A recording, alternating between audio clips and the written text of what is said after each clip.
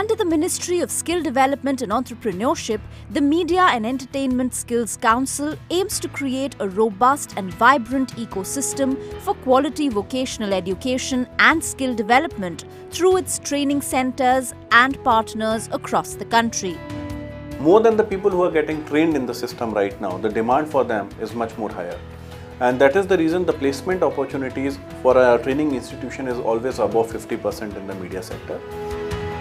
जब मैं यहाँ स्टार्ट किया तो बेसिकली आफ्टर 6 मंथ्स कुछ मेरे पास स्किल आई जिसकी वजह से मैं फ्रीलांसिंग जॉब कर रहा हूँ, जिसकी वजह से मैं इंडिपेंडेंट हूँ और मैं खुद अपना खर्चा बेयर कर पाता हूँ अब।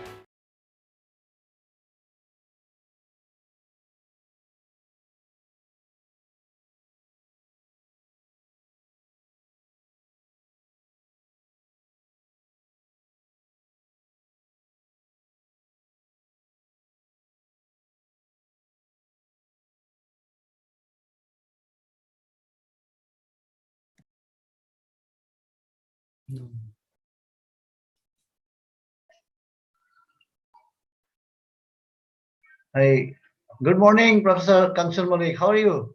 How are you, Professor? Fine. Yeah, some issue with your virtual background. Yes, I have seen that one, and I have no idea how to get.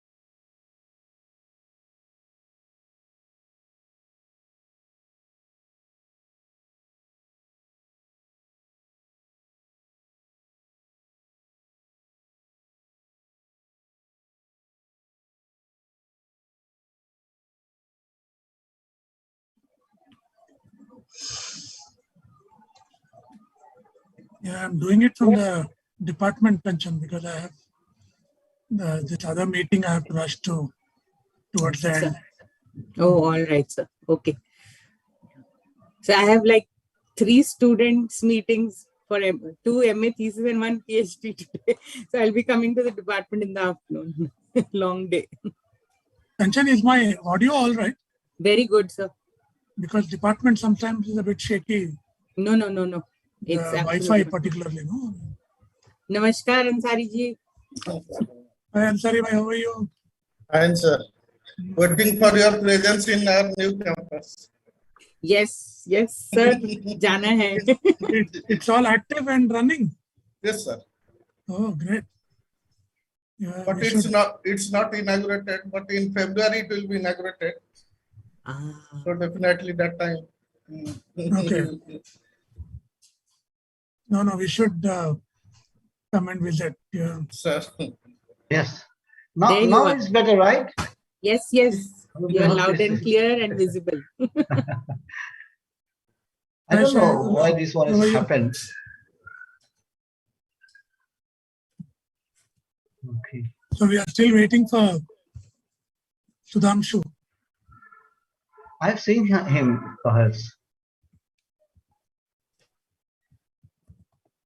Oh, good.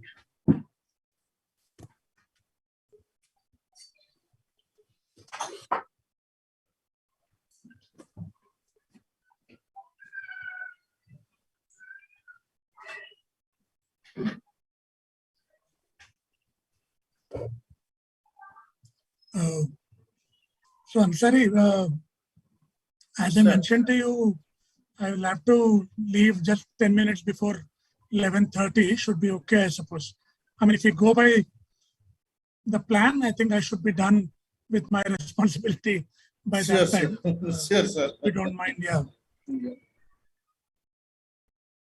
Ansari ji मैं पूरे 12 मिनट लूंगी नहीं आपके पास ज्यादा वक्त भी मिलेगा और नहीं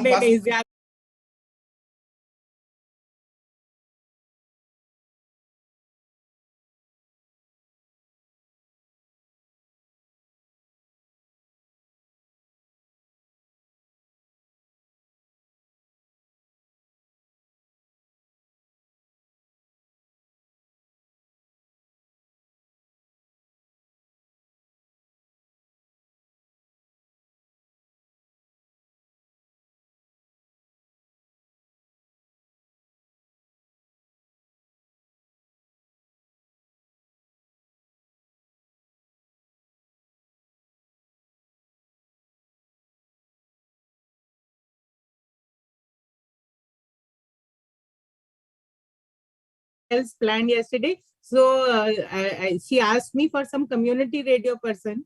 So I told her Archana. So she was there. No? How did it go? Yes, and I. Okay. And somebody mentioned about Professor Vinod issue that Vinod also always struggled on this issue, and he tried to Yes. make some sort of concern about the integration of the computer. Yeah, Professor Pavrala and Archana, they were in a panel together where this Warm was good morning to one and all. We are happy I'm just waking up every day in the morning to and receive all joining of our session speakers, including the session chair and the moderator for the 5th plenary session of the 5th National Media Conclave. So, the 5th plenary session theme, as we have circulated earlier, that is community media, civil society and social empowerment. I feel honored and privileged to welcome the session chairperson, Professor Vinod Pavrala. As you all know, Professor Vinod Pavrala is a well-known figure in the media academics across the country, also across the globe. Presently, Professor Vinod Pavrala is the Senior Professor, Department of Communication and UNESCO Chair on Community Media, University of Hyderabad. We are very happy to have Professor Vinod Pavrala as the session chair in the 5th plenary session of 5th National Media Conclave. We welcome you, sir. I feel honored and privileged to welcome Professor Muhammad Shahidullah. Currently, Professor Ullah is the head of the Department of Communication Journalism, University of Chittagong, Bangladesh. In the community media sector, Muhammad Shahidullah contributed a lot. Today, we all will listen his good work contributed to develop the community media, civil society and social empowerment. We are very happy to welcome you, sir, to our 5th National Media Conclave, 5th plenary session. It's my privilege and honor to welcome Dr. Kanchan K. Malik as the session speaker of the 5th National Media Conclave, 5th plenary session. Professor Kanchan Malik is the professor in the Department of Communication, faculty fellow, UNESCO Chair on Community Media, University of Hyderabad. Professor Kanchan Malik is very close to the 5th National Media Conclave. Whenever we request for any support and help to Madam, immediately she responded. Even if during this holidays time, even if she was out of her headquarters, still we are in contact with Madam. Madam, we are very happy to have you always in our midst of our National Media Conclave. We hope your support and cooperation will be continued in our future endeavors. We are happy to listen to you and your works, particularly in the field of community media and social empowerment. Recently, many of your articles published in various journals. Also, you have come out with new books during this pandemic time. We are very happy to see you and I welcome you to our 5th National Media Conclave plenary session. Friends, we are very happy to welcome Dr. Sudhanshu Dahal, very well-known figure in the community media, promotion of community media sector. Professor Sudhanshu Dahal currently is the Associate Professor and Head of the Department of Language and Mass Communication at the School of Arts, Kathmandu University. We are very happy to welcome you, sir, to our 5th National Media Conclave. I welcome and congratulate also Mr. N.A. Saha Ansari, who is the moderator of this plenary session. Mr. Ansari is the National Advisor Community Radio Association Chairperson, Namaskar Community Media Network, and President of Young India. And we all know Mr. Ansari is a rights activist, journalist, and a community media specialist with more than 27 years of working experience in different fields. He has done his masters in different subjects like public administration, rural development, business administration, journalism, mass communication, personal management, and industrial relation, and many more master's degree added to Mr. N.S. Ansari. These are as I know, these are the master's degree possessed by Mr. N.S. Ansari. He has worked for different regional and national delis, especially in governance and development beat, for more than 2 decades. He has established and leads the first community radio of Odisha, that is Radio Namaskar, first community newspaper of India, Namaskar, development news portal developmentnews.in, and Namaskar Community Media Network. He has worked with the Community Radio Association as Vice President for 5 years, as President for 2 years, now acting as its National Advisor. He is a well-known face in the field of development, communication, and community media. He has wrote more than 100 articles on community media, especially community radio. He has edited 2 volumes of books, Community Radio for Change, and he is also visiting faculty of various institutions in the journalism departments. And he is also joined in various institutes as the guest lecturers, and more than 30 universities he is joined as the guest lecturer. We are very happy to have N.S. Ansari as the moderator of this session. Friends, when we initially planned the plenary sessions of the 5th National Media Conclave, I am very happy to share here, immediately Professor Vinod Pavarela extend his help, and he immediately responded to us that we should have a session on community media and civil society and social empowerment. And immediately I responded to him that, sir, already we have planned that during this 3 days conclave, we have already scheduled, we will have a session on this. And as for his suggestions and guidance, the panelists we are selected, and I hope all these panelists, particularly the session chair, they are all authority on the community media, and particularly as I know, Professor Vinod Pavarela is working with his commitment in a dedicated mind to promote community media since more than 2 decades. Number of his articles published in various journals and international books also. During this pandemic, I had the opportunity to join with them, with his entire team, basing on the community media programs and how community media empowers the civil society. And during this pandemic, joining with Professor Vinod Pavarela and with his team, we develop our knowledge base, particularly on the community media, how it helps to the civil society. We are very happy to have Professor Vinod Pavarela as the session chair of this session. Friends, I have an humble suggestion to you all. So we all will adhere to the time, because sharp at 11:30 we will have the validity session where our Honorable Governor Professor Ganeshilal will be the chief guest. So I request you all, we all should adhere to the time, and I hope you all will support and cooperate the moderator to moderate this session. With these words, again I welcome you all, and also I don't want to forget to welcome the media academics, research scholars, and students at large, those have joined with us virtually on our live program, Facebook and YouTube. I also welcome them.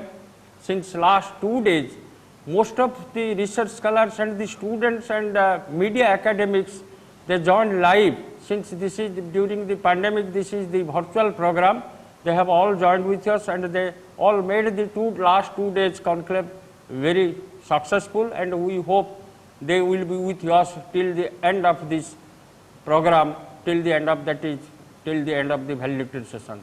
Thank you. Now I am over to Mr. N.S. Ansari, the moderator of this session, to coordinate the program. Thank you. Thank you, Professor Padi. Thank you all and welcome all the panelists and the viewers and all the people who have joined us virtually in this plenary session. In fact, we are going to do this plenary session on community media, civil society, and social empowerment. As you all know, community media can be described as any form of media that is facilitated, owned, and controlled by a community, with the essential idea to engage groups are founded, likely excluded, and marginalized from the media making process. In this globalized information age, community media manages to develop several directions and dynamics for local communities that can facilitate the intersection with other information networks. This session is focusing on community media, civil society, and social empowerment to the participatory communication model and communication for development approach to enable social change. It is developed in order to acknowledge and create dialogue around the concept of community media, especially community radio, and how it can be used as a development communication tool. Other community medias like community newspaper, community television, with Indian and abroad example can be also good. Our vision with this session is to interchange ideas on how new media and ICT can be accommodated with averaging community media and benefit with optimum civic participation. We have the popular media educators and community media specialists who are well known not only in India, in Asia, but in the globe with us. Let us interact and find a better path to make the community media process more effective and citizen-centric. Let me introduce in brief, because we don't have more time to introduce all with their all capabilities and all their information. Let me introduce Professor Vinod Pavrala, chair of this session. Professor Pavrala is a senior professor of communication and serves as the UNESCO chair for community media since last decade at the University of Hyderabad. After obtaining a PhD degree in sociology from University of Pittsburgh, he has taught at Virginia Tech, USA, and IIT Bombay before joining the University of Hyderabad. I'm sorry, bhai, you can skip it and save the time. Yeah, and no issue, sir, but all should know it. His teaching and research have been mainly in the area of communication for social change and community media.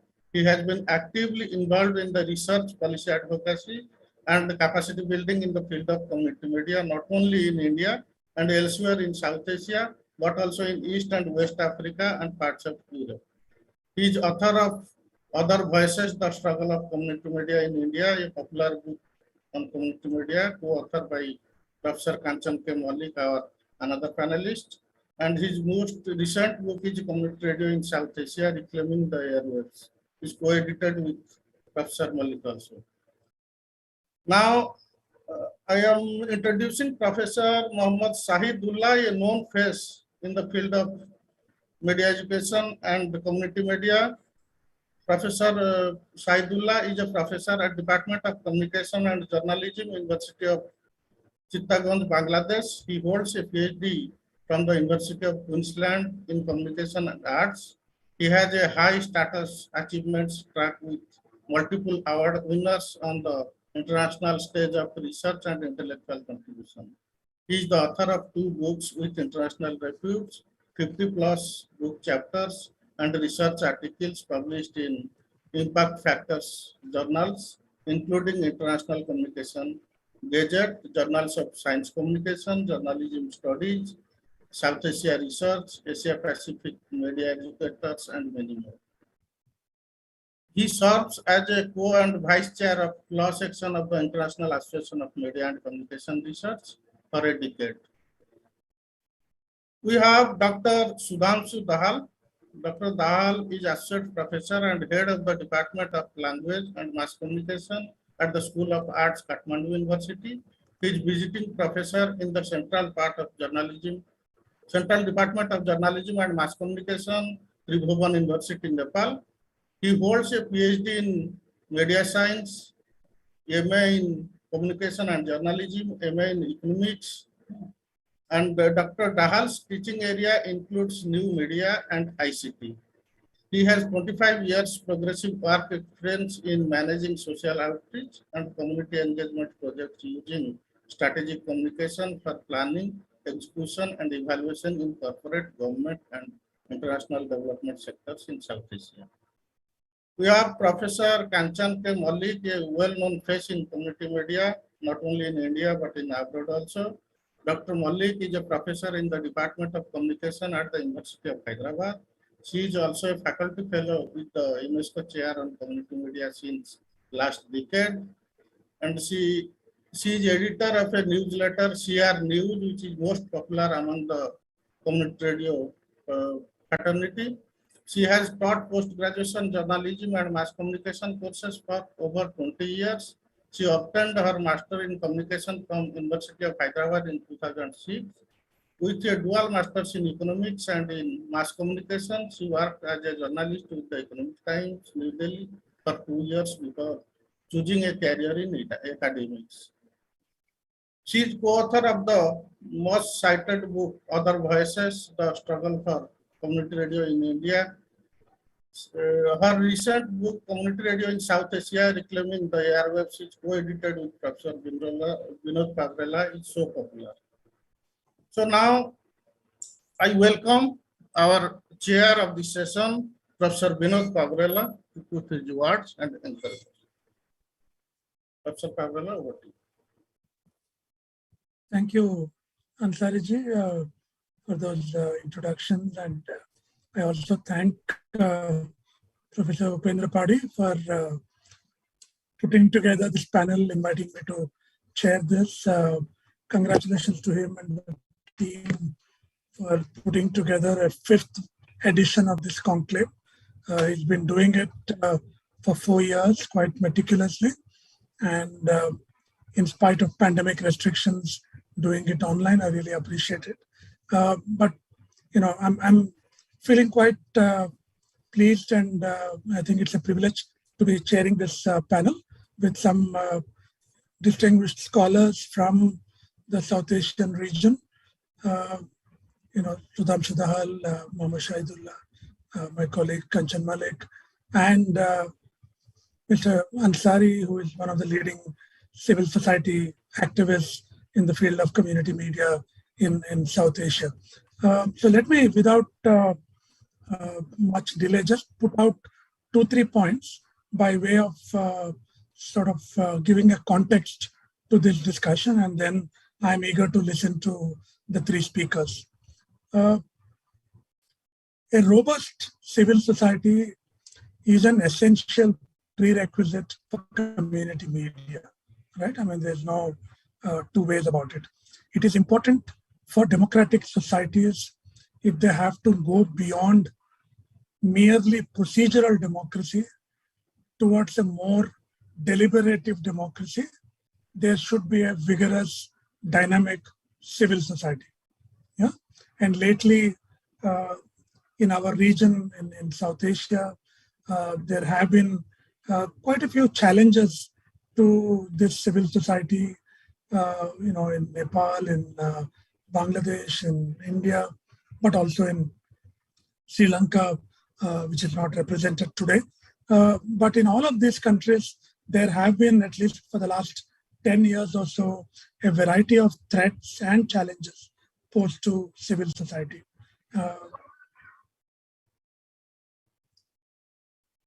Civil society is also a very essential ingredient for a more egalitarian, more representative public sphere. The dominant public sphere, the so-called public sphere made up of mainstream media, the government, corporations, and so on, rarely have time and space for voices from the margins.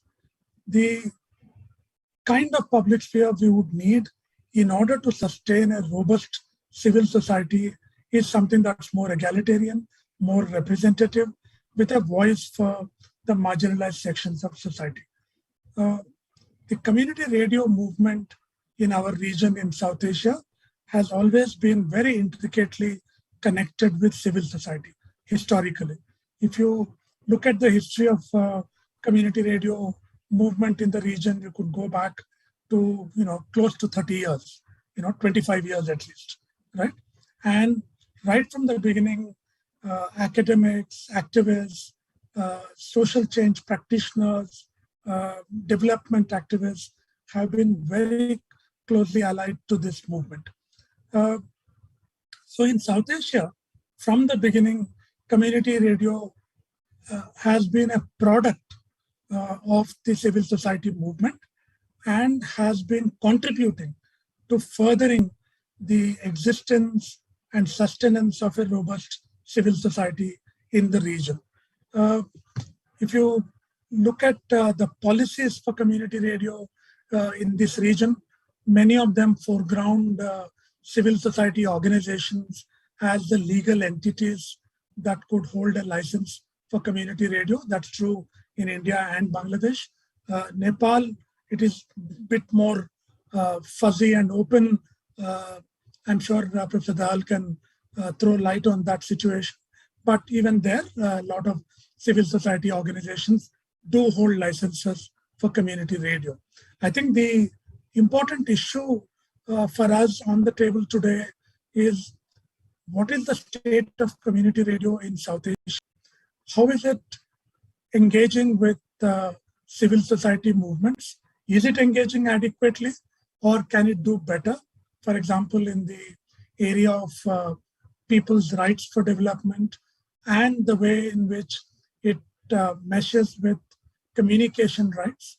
Are we doing enough in the region? What else can be done to sustain this relationship between civil society and community radio? And finally, a word on social change. If you look at the history of community radio in the region, development has been a central feature and has been the main reason for existence as defined by governments and civil society organizations, the reasons for existence of community radio. Lately, certain kinds of tendencies have crept into the sector, which some of us are cautioning against, so that community radio doesn't necessarily get reduced to development radio and doesn't necessarily get reduced to NGO radios, but has a healthy relationship with the people at large, with communities, and with civil society.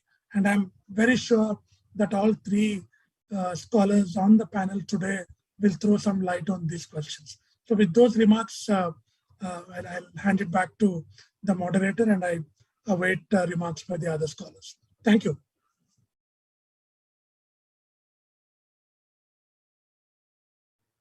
Thank you, sir, for the encouraging words and giving lights on the further discussion. So I'll request our panelist, Professor Saidullah, to proceed with this opening remark of Chair Professor Fawzan. Over to you, Saidullah. Thank you, Ansari Bhai, the moderator of this session, and inviting me as the first speaker in this August gathering. And I must appreciate distinguished panelists, Professor Kanchan Malik and Shubhanshu Dahal, Honorable Chair Vinod Paravella, my friends and colleagues who are participating in this session. I must express my sincere thanks to National Media Conclave 2021, Professor Upendra Padi and his team for inviting me such a nice event. Dear friends and colleagues, the topic that I am assigned to talk today, the community radio in Southeast Asia, a way forward in civil society, is fascinating at this stage when the uses of radio declining across the world, as we have, as well as in Asia too. I think many of us aware about this situation. Despite radio is a significant medium to reach people quickly, the advent of other media, including the availability of internet-based on social media, I always claim, has made this important media jeopardized. In case of listenership, in case of the effect in public mind and society at large. In this context, it is really difficult to evaluate the role of community radio in the process of empowerment. Um, uh, look here, my friend. I adopt the word empowerment is a process of advancement or so-called development. And I always claim that empowerment itself is a contested phenomenon. It is a discourse of power politics. In other words, it is a politics of power elites, where the power rich or elite who are accepting sugar-coated development. I repeat this word, sugar-coated development, and uses power as a tool of exploitation under the guise of empowerment. I enlist that the power rich elites from developing world, whom I call the near enemy of the poor masses of the developing world. I think a bit critically, I think in this way, has adopted empowerment a process, a tool of progress prescribed by the developed countries under the context of recommendations either by the World Bank or any other UN agencies as a top-down approach, participatory process, as Professor Binod already mentioned that one, and bottom-up approach in many names. In fact, all this process silently inject the tablet of empowerment or development and progress or communication for social change as part of the extension of new liberal economy, where the power rich elite can exploit the power poor. That includes the sharecropper, landless farmer in rural areas, day laborers, so tagging them as underdeveloped, traditional or less power. I mean, this kind of inferior complexity is imposed over them. I'm sorry to say, say that, dear friend.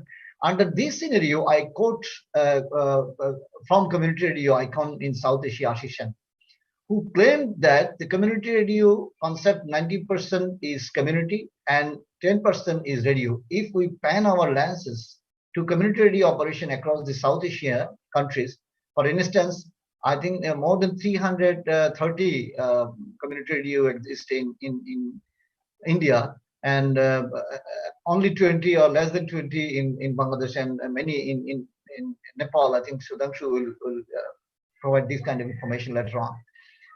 We have witnessed that the matter is just a reverse. It means that community radio in South Asia is 10% community and 90% radio. Whenever we ask the question, why? Try to imagine the reason behind this claim or my claim. My dear friend, if we ask the question, just need to go through the evolution of community radio in this region. Almost 90% of the community radio operators are NGOs, which are running under the support from development agencies. Thus, I claim community radio is handicapped under the NGOification. Always, I and Professor Binod made this kind of claim in South Asia. In context of the participation of community radio itself in community radio installation, operation, and programs. In other words, I prefer to call this participation as engagement. Lacuna is a major drawback of community radio movement in this region. Under the control of NGO, the community radio is using mere tool to disseminate the development agenda that is prescribed by the donor agencies. However, if we follow the empowerment in society of the society, I must say that listeners, club members, radio volunteers, mostly youth empower themselves, so engaging their efforts with the community radio efforts. But the general people hardly get access and engage their efforts in community radio operations. Furthermore, the NGO uses community radio as an extension agent or publicity tool of their own development activities. Now, come to the notion of civil society. In the West, the South Asian civil society is distinctly different. Civil society in the West has emerged from upper class that were playing role as the critics of rulers on behalf of the general public, whereas the civil society in South Asian emerges from rural elites who were mostly philanthropic. They donate their lands, do charities for the poor as a token of generosity and social service, and in lieu seek respect back from the poor. Sorry.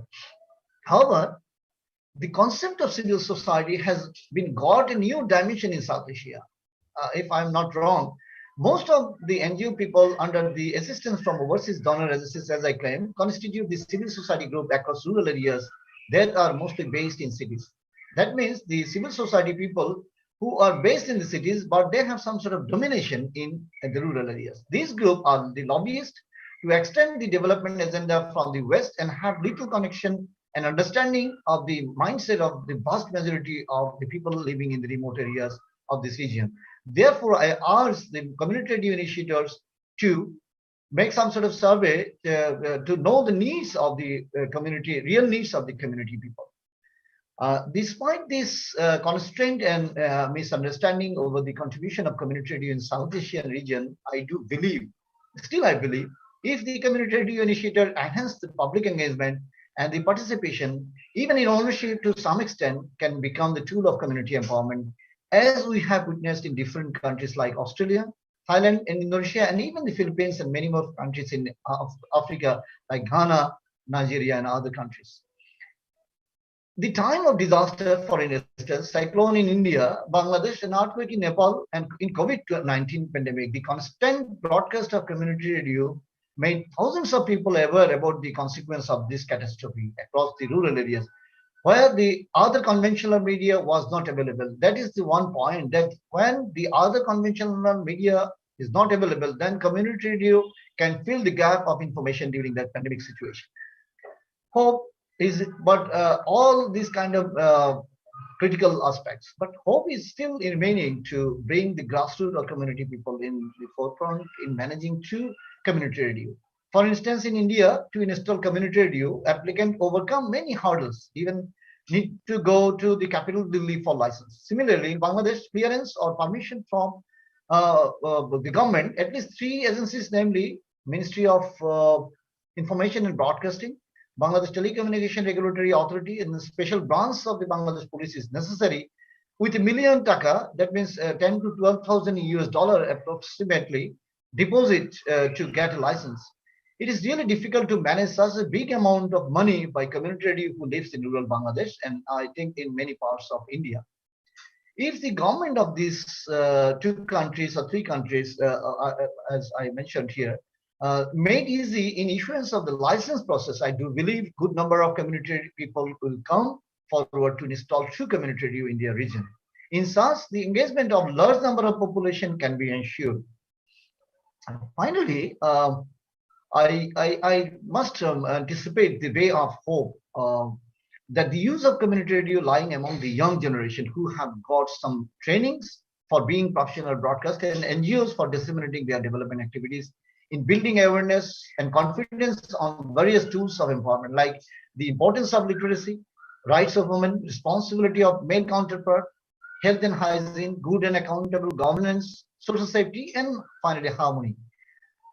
Because the ultimate goal of the community radio or many other efforts to need a harmonious society. Through these ways, I do believe community radio can facilitate the path of social empowerment.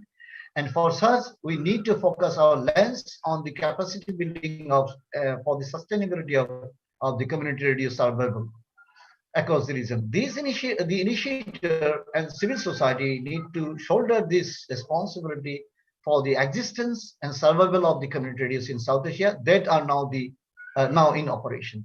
Thank you for giving this space, and I must appreciate Ansarifai and Professor Vinod for giving this kind of opportunity to share these ideas. Thank you, all the listeners. Thank you, Professor Saidullah, for your interesting presentation. Mostly you have accepted that community radio is the bridge between the powerful and powerless. Also, you have talked about concept of civil society in South Asia very clear, and you also spoke about importance of community radio in emergency time, during emergency, and the hurdles in application process for CR. Still, you have hope on community radio for social change. Thank you, Professor Saidullah. Now, I will request Dr. Kanchan K. Malik to present her. Right. Can I share my presentation first? Sure. Okay. It's saying host disabled participant share screen sharing. So Host is requested to accept. Yeah. Yes, I can share now. Thank you. Is it visible? Yes, ma'am. All right. Thank you so much. Yeah. I'll just put it in slideshow mode and hope it'll work. Yes. All right. It's in slideshow mode. Let me start by, I hope I'm audible. Yes, ma'am. Very well. Okay. Thank you. So let me start by thanking Institute of Media Studies, Professor Upendra Padhi and his team at Utkal University for inviting me to share my work in the plenary session focusing on community media, civil society, and social empowerment. Thank you to moderator Ansari ji, who is the torchbearer for community media in Odisha, for his able moderation and of course the generous introduction. I'm very grateful to the chairperson, Professor Vinod Pavrala, for setting the tone of the plenary session so aptly. He has been a mentor to all of us who are here, who are participating in the session today.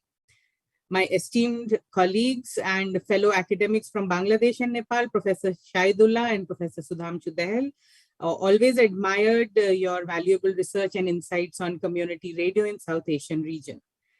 So my presentation today, I thought I'll talk about the role of community radios in addressing the digital divide during the COVID-19 pandemic, and it links back to the theme of the session.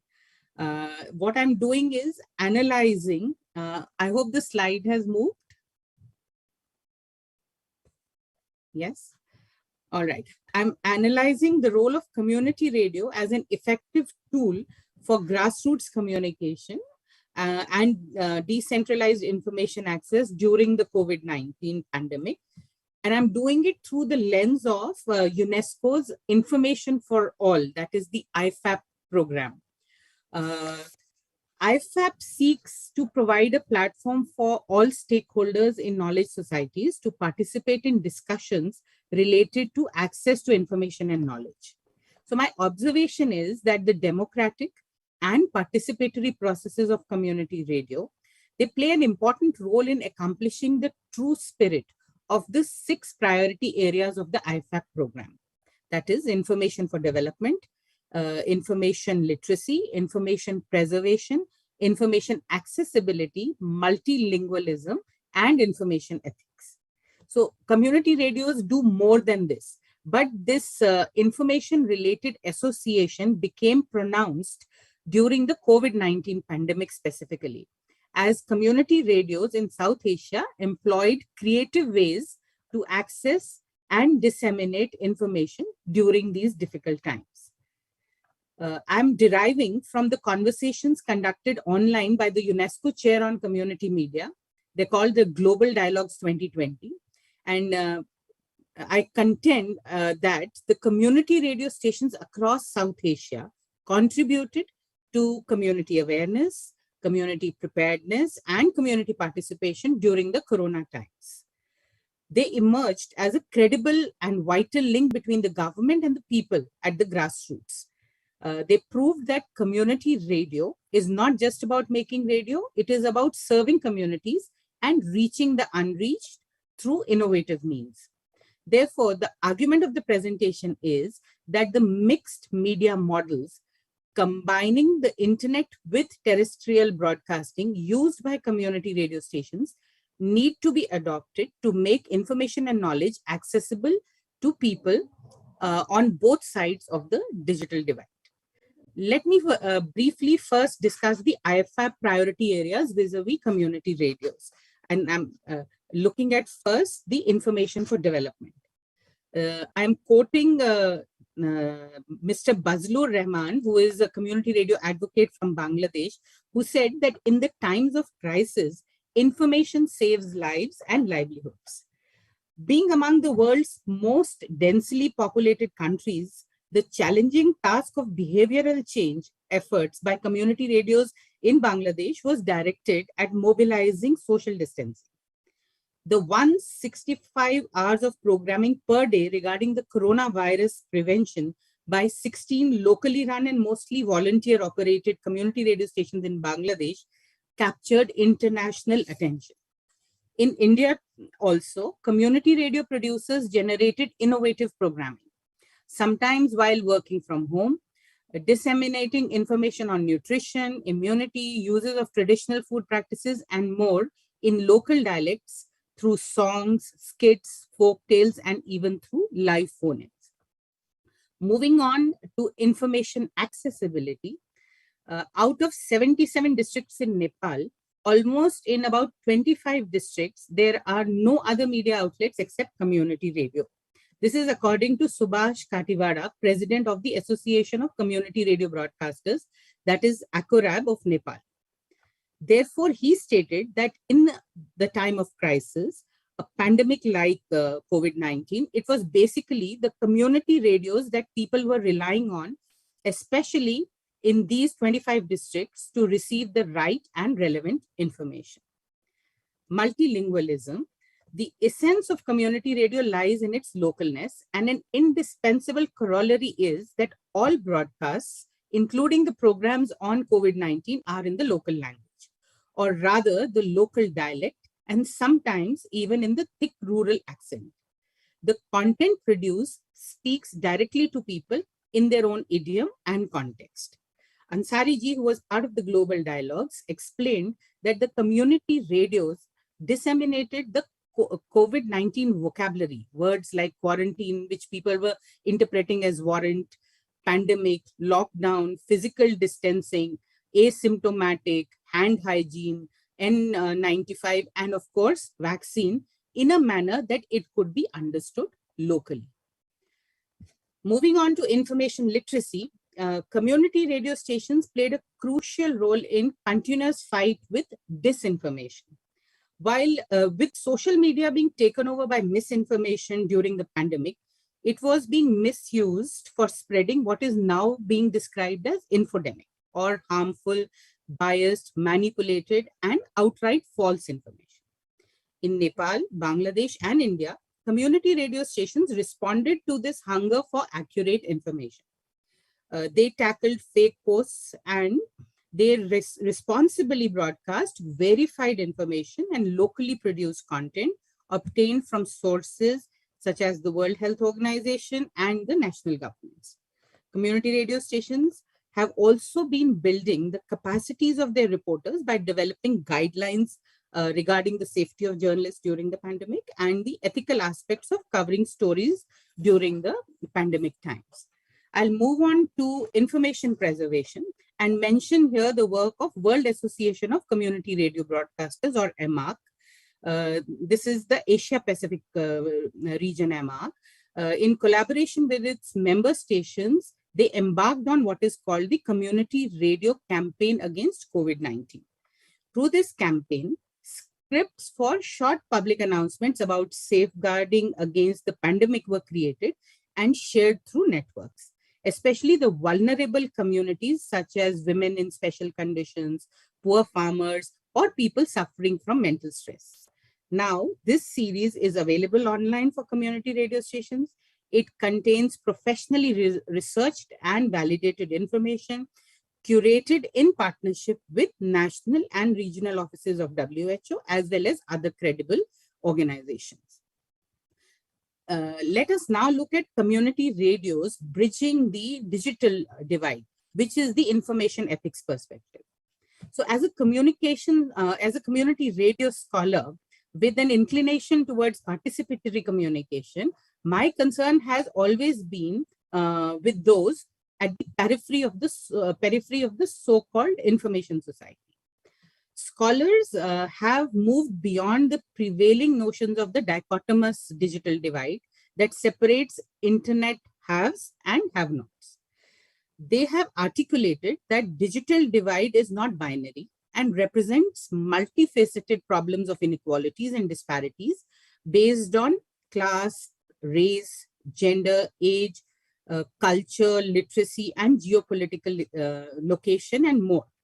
Digital divide ultimately is an ethical issue.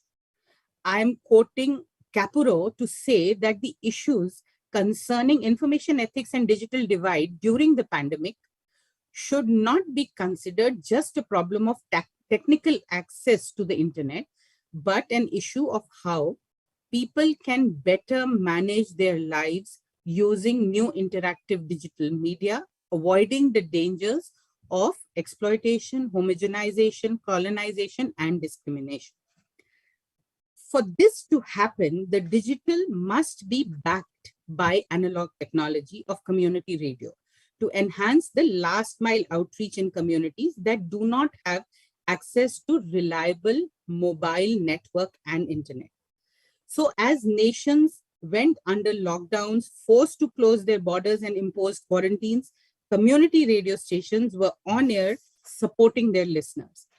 They, from furnishing accurate and timely information to tackling anxieties, from identifying rumors and busting fake news to hosting quiz shows on the coronavirus and playing specially curated song lists, and from running schooling initiatives to setting up helplines for psychological counseling and domestic violence, the community radio sector had been leading from the front and staying engaged with the community.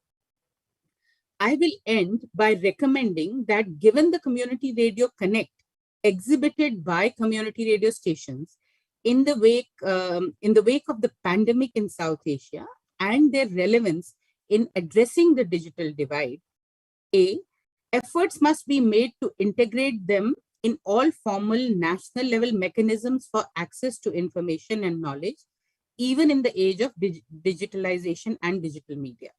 And B, at the same time, it is essential to strengthen the collective fact-checking capacities of local communities to counter misinformation. I'll stop with that. Thank you so much. Thank you, ma'am. Thank you for your encouraging and informative presentation. You have focused on the role of community radio during COVID pandemic and also how it was serving community and reaching to the grassroots. You have also told about information for development, information for change, and information accessibility. And also, I think during your words and from your words, the hunger of accurate information and timely information most will be fulfilled by community radio. Thank you. Now I welcome Professor Sudhanshu Dahal to put his words, and the important part we want to know from you, but in the field of community media, Nepal is the top bearer. We have experiences from community radio and also community television and many more. So please listen to Professor Dahal. Over to you, Professor Dahal. Thank you. I think I'm audible. Yes, sir. Okay, thank you. Thank you very much, Mr. Ansari. And I would like to thank the organizing committee, Professor Pari, 5th National Media Conclave 2021. And I acknowledge and sincerely thank the chair, Professor Vinod Pabrala, and fellow participants, Professor Kanchan Malik and Professor Saidullah. Thank you very much for this participation and allowing me to say a few words about the community radio in Nepal. I would also like to share a slide. I think that would be possible. Okay, it's not possible yet. It's been disabled. Could you please allow me to do that? Okay, I think so now I can do it. Okay, thank you.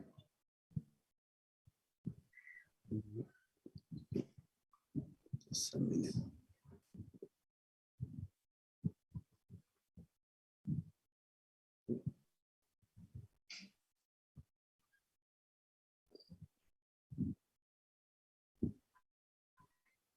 Okay, is it visible? I think it's visible now. So I'll be limiting my talk been provided the media and social empowerment experiences from the Nepal, and I'll be towards the end I'll be raising some questions. I hope we'll be able to take it forward and discuss it and would benefit larger community. As this is very obvious, but I'd really like to set the tone by starting the operation of the first start of the first community radio in the world by the Bolivian Labor Association in 47 and 97, 50 years after, in Nepal, it's became a pioneer community radio operation in Sati. So with this acknowledgement, I would like to move further. So what has happened in these ensuing 25 years in Nepal? We have now nearly 400 community radio stations out of total 700 private radio stations in Nepal. I'll elaborate a little bit about that licensing policy and how they are set up in Nepal. Still, there is no separate policy for community radio yet in Nepal. And the existing broadcasting policy applies same treatment to both the community and commercial radio stations. And hence this invites ambiguities, debate, and arguments in their operations. And if we take these policy operation in Nepal, the cooperative, NGO, and educational institutions and other groups operate radio known as self-declared community radio in Nepal, as the government licensing does not separate that. But in many instances, when we go and visit the community radio stations to some studies and or casually meet them, we'd find that nevertheless, all these private radio stations at the local level would be holding to the community norms in spite of their licensing characteristics. And you'll find kind of a line very blurred between whether it's a community or commercial license holder when they are operating for the communities, because they have to abide by the community norms, values, and they would do that for the communities.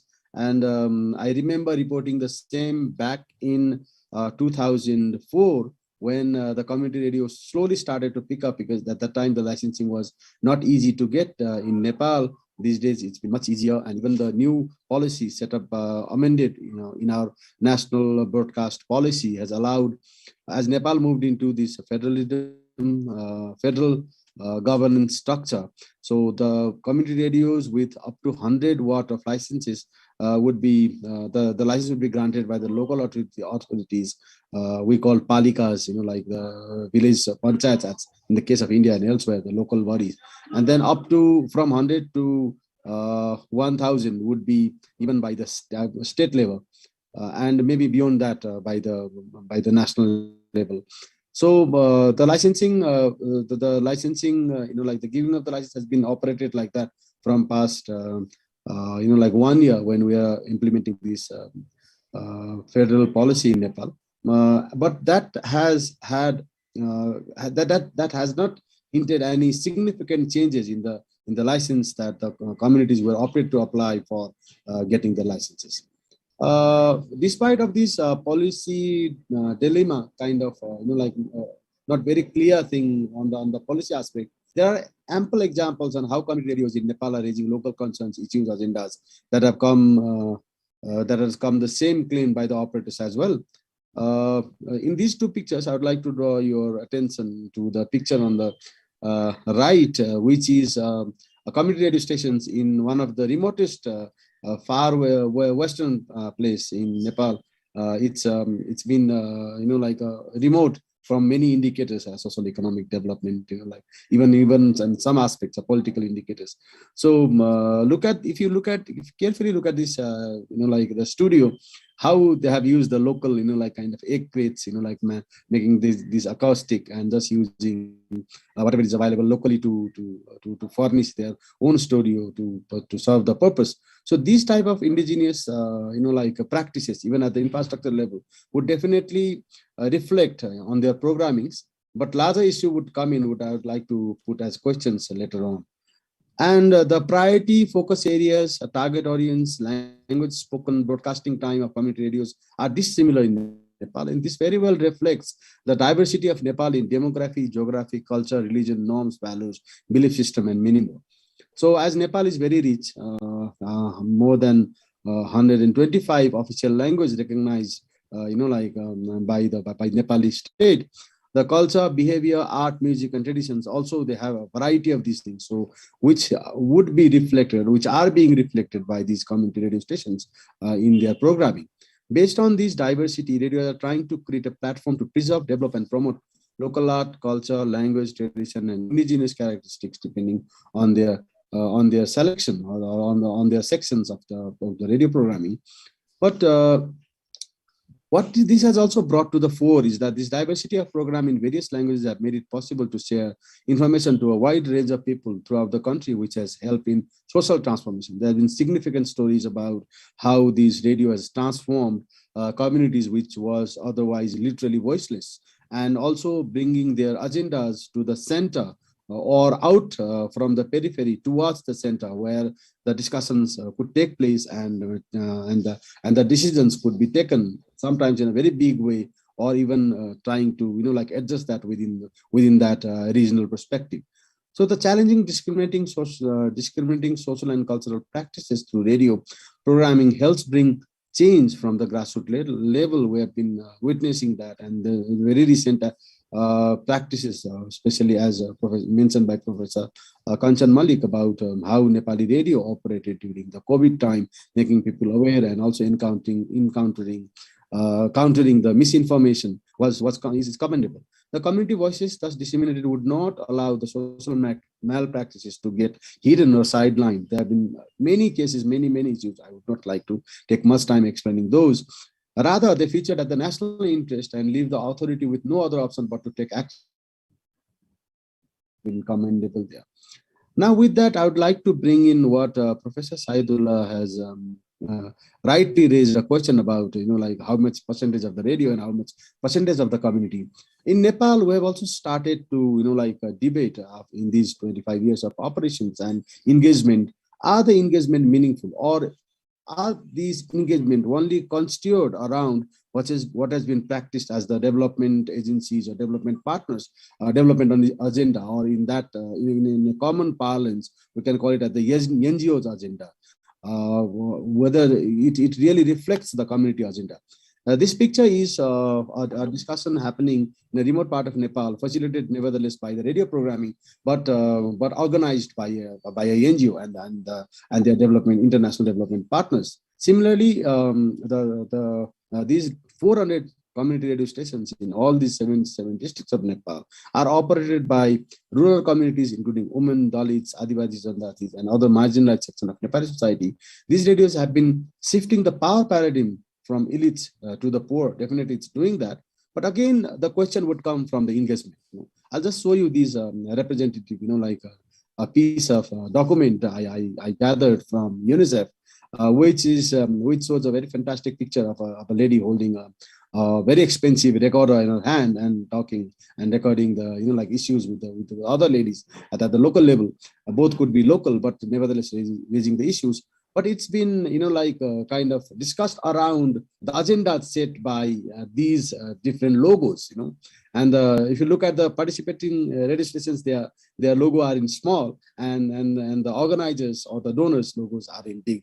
One of the big logos represents a network of radio stations, which will definitely brought into the fore that how much content we have been able to generate the locally, or are we relying more on the network content? That has been one of the big issues in Nepal, which will also bring in the fore sometimes in the local, regional, and international forum about the existence and the survivability of community radio stations in Nepal. There are so many numbers. How do they survive? They do the same type of network programming or the kind of a canned program throughout the radio stations, not catering to the real local demand. So this will definitely bring into the question.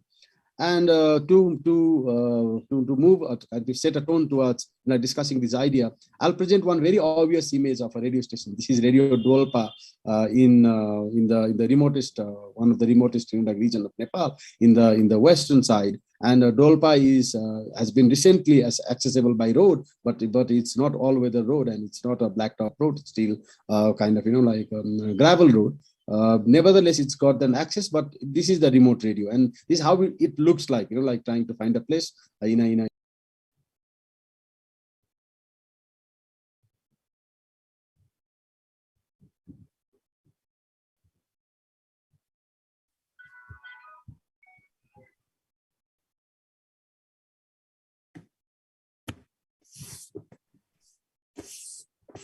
I think there is some technical issues. I'm sorry that I was lost, I think, because of this internet. Shall I continue? Yes, sir. No issue. Yeah, thank you. Thank you. So I'll continue. And then again, I'm not being able to share. So I was showing a very obvious picture of a community radio station in Nepal. If you have seen that, like, so it's in a rural space and in a town in a rural space, in a building where lots of offices would be there, maybe a shared space and even the shared, like equipments or the shared, like human resources. Even the NGO person could couple as a radio broadcaster and the NGO volunteer or NGO employee like that. So one picture is that I'm still not being able to share. Could you please allow me to share this slide? And I really wanted to give a completely different dimension that I came to know about a fantastic, world celebrated community radio infrastructure, like up in the mountains. I'll show you some of the pictures. It's so mesmerizing. It looks like one of the beautiful, fine, like maybe 7-star resort, like where you visit that, the infrastructure looks like that. So even this has come up in Nepal, and my concern would be, again, in the content, regardless of the infrastructure, are we creating that content? Because community radios are there to give the voices for the voiceless. If that is not a dogma, that is a reality, then are we doing that?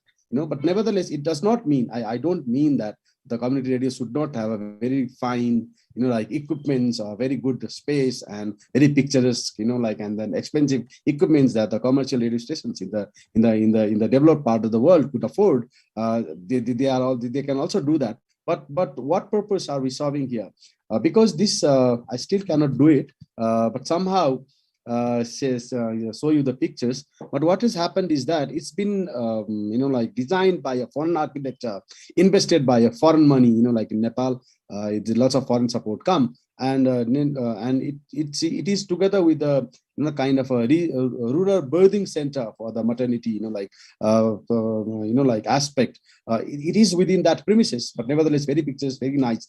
And will community find it very easy to enter into that and start maybe holding the microphone and talking about their issues when you create such a very lavish, like infrastructure around? It's an international celebrated, like kind of infrastructure. So even then, I'm just adding this new dimension, maybe to think and discuss that how much of the community is being served within the community radio, because I think this is a very right time for Nepal to bring these agendas to the floor, because we have been, I remember in the last discussions when Professor Pavrala, Professor Malik, and Professor Saidullah were together, the merger of the community radio stations was an agenda brought in by the umbrella organization of the Community Radio Association in Nepal. So maybe merger for what? So either same merger and acquisition of the big IT companies to be becoming a bigger, the recent one being called Meta, so is it a Meta merger with the community radio stations in Nepal, or merger, without any clarity, or merger with the clarity? We really have to dissect that and find that within the Nepali community radio sector. I think this will bring into this big question for us. But with this very enlightened, community radio scholars, I would like to have your ideas and suggestions. So this is how should we move forward, or what would be your take on giving advice to all these 25 years in pioneering community radio stations in South Asia? Thank you very much once again for giving me the time and listening to me. Thank you.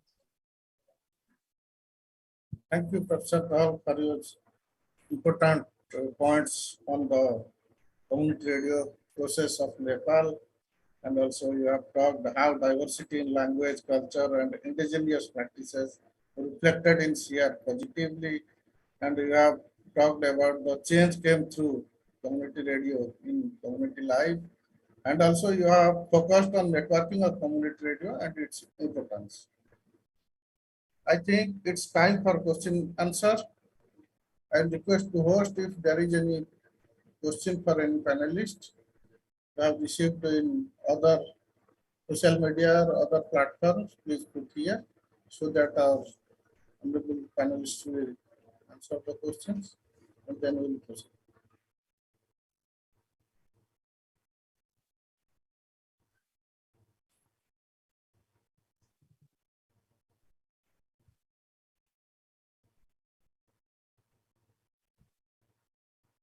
there is one question from Pratik Ghosh, Kolkata University. How can the academic institutions help to promote community radio in India and neighboring nations? I think Kanchan ma'am is responding. Okay, so basically, how academic institutions can Help to promote community radio in India. Okay, I think one possible way is, of course, by doing good research, right, which can contribute back to making the work that community radio is doing more robust and more connected to the communities, right? So that's one way. Academic institutions themselves now have community radio stations.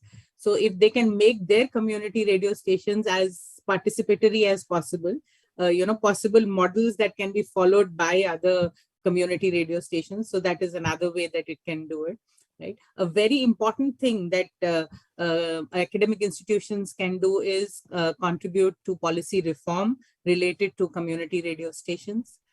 So these are some of the thoughts that come to my mind, but I'm sure there are other things that Professor Ula and Sudhamshu and of course Vinod sir can say also. Please go ahead. Professor Ula? Do you have any suggestion or answer? I think it's good that whenever I just was listening Sudhamshu's points, then I thought that yes, we have still some hope that we, in spite of the poor engagement of the people from the grassroots level, I think we need to bring the community in the forefront, and also make easier the licensing process, and also the civil society, they can push the people from behind. They need not to come forward to show their willingness to establish the community. Rather, they can mobilize the community power to just get themselves engaged themselves in initiating the community radio, and also in operating the community radio station. Day-by-day operations, even though they are not so or highly trained. I think the concept of community radio is totally different, as we have seen from the Latin American early stage of 1950s. So we need to bring the people in the forefront, and the civil society can work behind and push the strengthness of the rural people who are really willing to insert the community radio. I think Ansari Bhai has the experience how he is operating the Radio Namaskar and other, as we have seen over there. So in that way, the community radio can come forward in future, and also the sustainability issues is really a big concern. Whenever the overseas donors just withdraw their support, then it will be very difficult, and it was really difficult to survive the community radio station. Even the mother organizations in Bangladesh, they just make these kind of things very difficult, that we have nothing to do. We have no way to shut down this radio station, even though we have a lot of difficulties.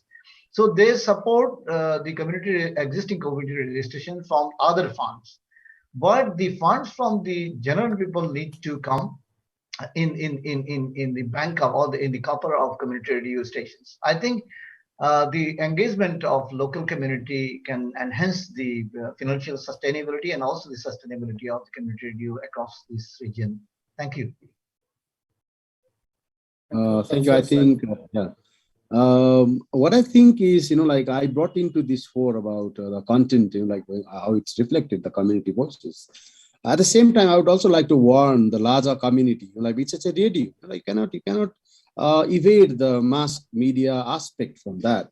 And as of late, we've been seeing the rise of media trial, like in the functioning of the mass media.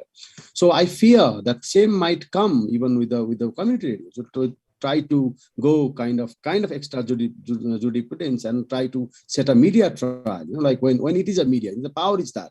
So it's very right that the community agendas should be there, but who forwards the community agenda, who champions the community agendas for their communities, so when we say that, when this empowerment aspect comes, I also often talk about that. Then when I reflect back, so I feel like I'm talking to, kind of talking myself very empty words, say empowerment, like something, somebody has to pull in, and then there are pull and push factor. So how much strong is the pull factor and how much strong would be the push factor would also be an area where particularly academia can discuss. You cannot,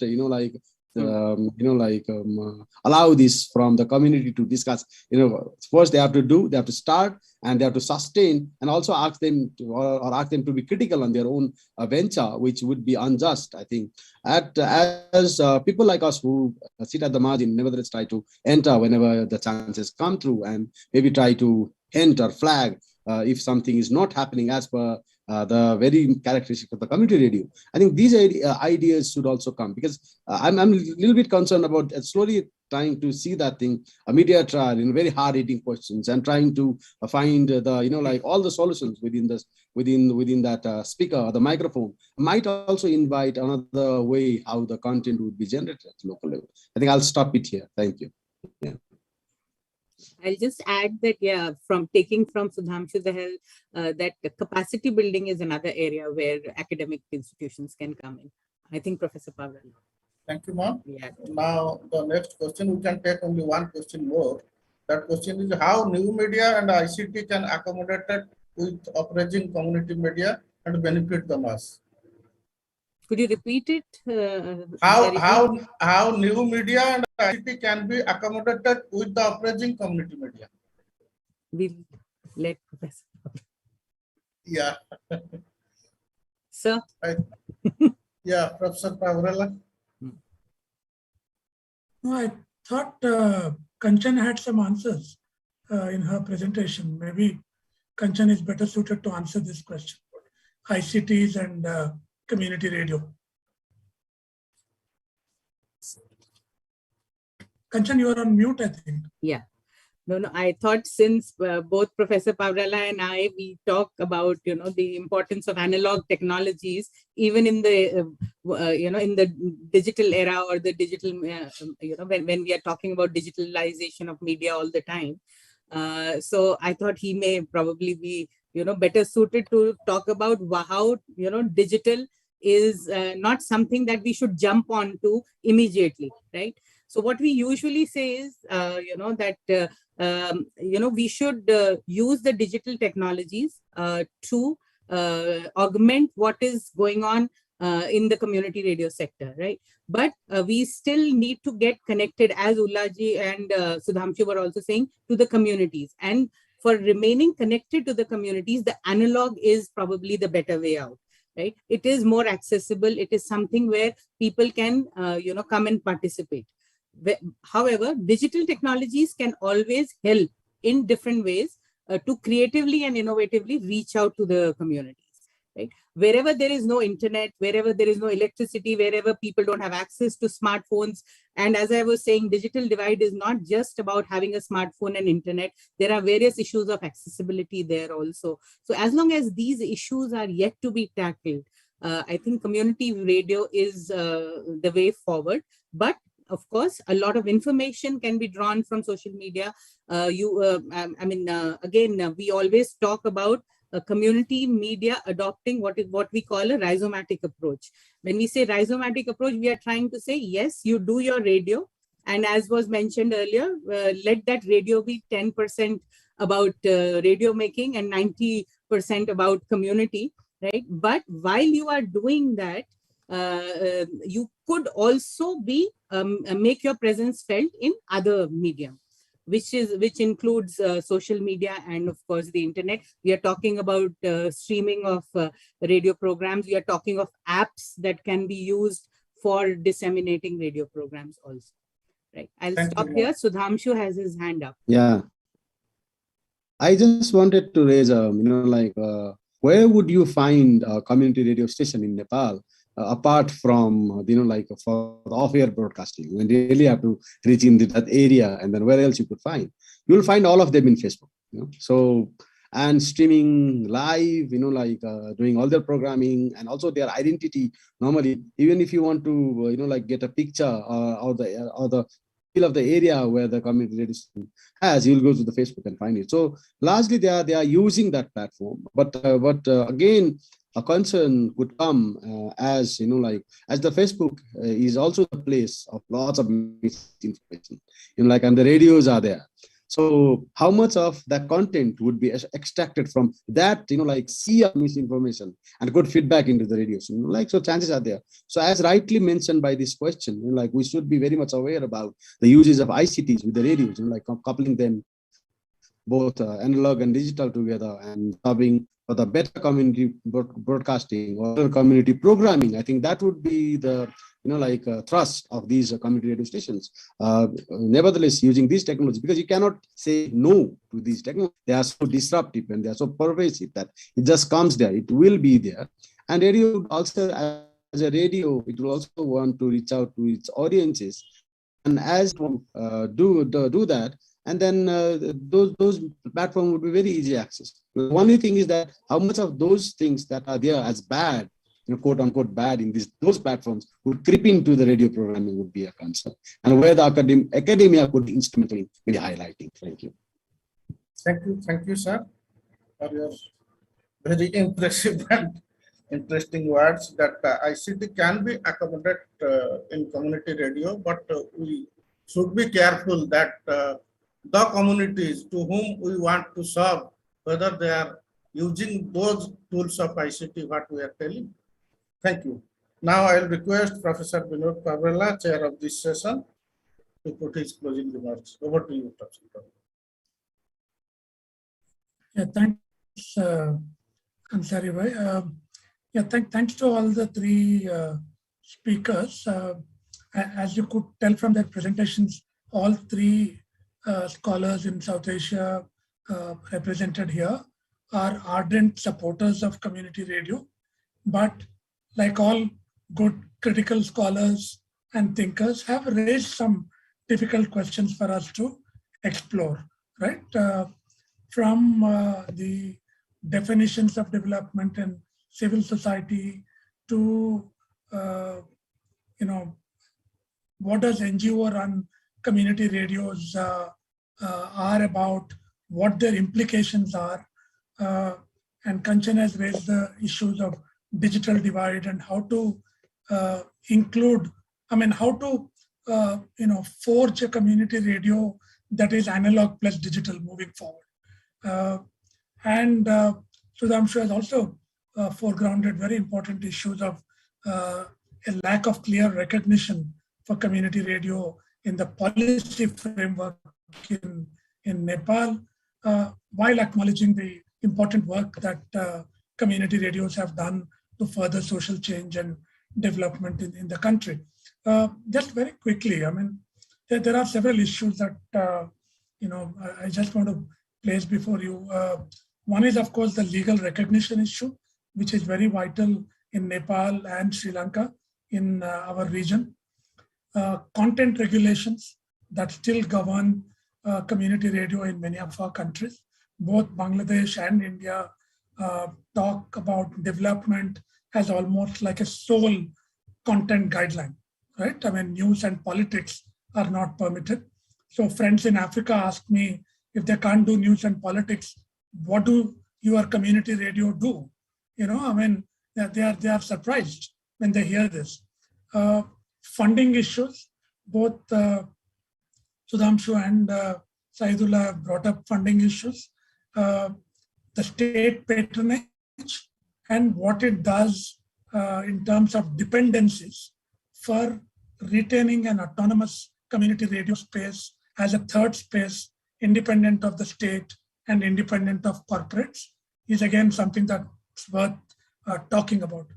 And finally, I think we should also call for some kind of introspection by the sector itself.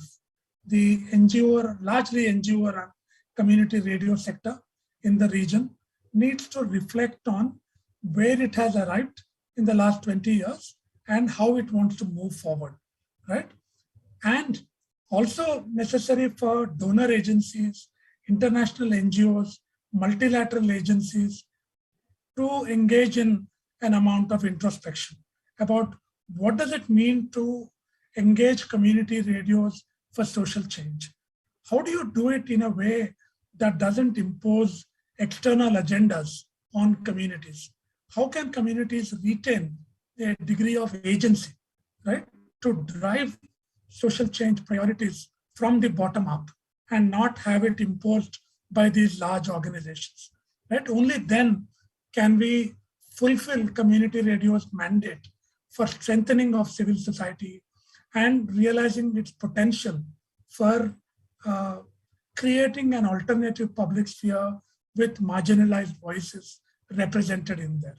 Yeah, with those comments, let me once again thank all three panelists for throwing light on.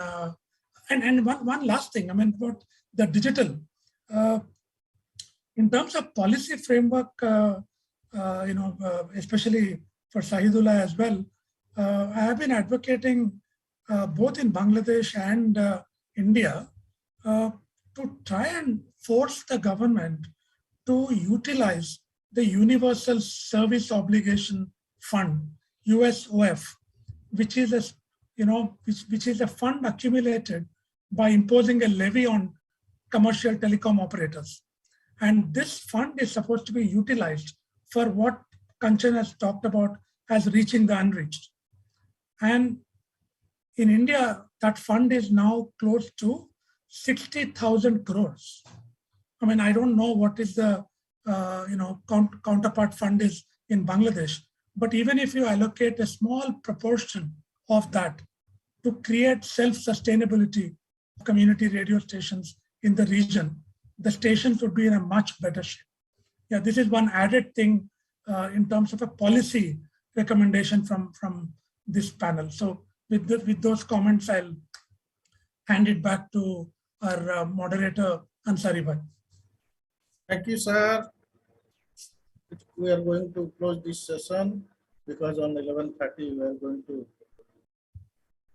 see other panel, maybe closing session. So I am thankful to Professor Upendra Padi, Conclave Chairman and Director of IMS. Due to his initiative, we are here and discussed a lot regarding community media, civil society, and social empowerment. And thanks to Professor Vinod Pavela, Chair of the session, and our honorable panelists, Mohammad Sahidullah ji, Dr. Kanchan Malik, Dr. Sudhanshu Dahal. You will be remembered, and this session is very interesting and impressive. And I will thank Debjani Mukherjee, moderating the social media, and Mamita Chaudhary, the rapporteur of this session, and also Mandanjan Panda, who is managing all the session work. Thank you all. I think host, please proceed. Now we are closing the session. Thank you.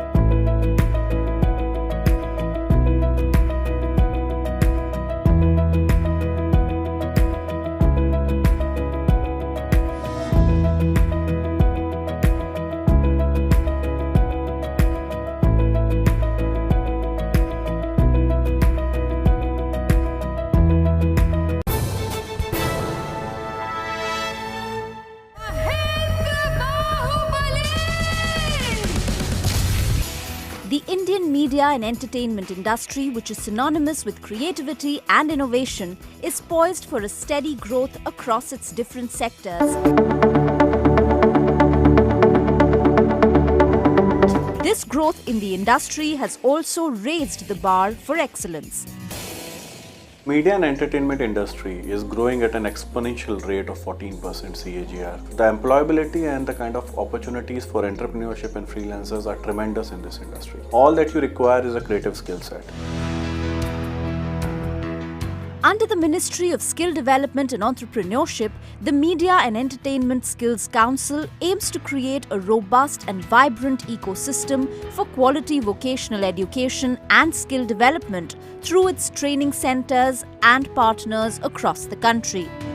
More than the people who are getting trained in the system right now, the demand for them is much more higher. And that is the reason the placement opportunities for a training institution is always above 50% in the media sector. जब मैं यहाँ start किया तो basically after 6 months कुछ मेरे पास skill I जिसकी वजह से मैं फ्रीलांसिंग जॉब कर रहा हूँ जिसकी वजह से मैं इंडिपेंडेंट हूँ और मैं खुद अपना खर्चा बेयर कर पाता हूँ अब. Contributing to the Skill India revolution that has swept the nation, MESC is hard at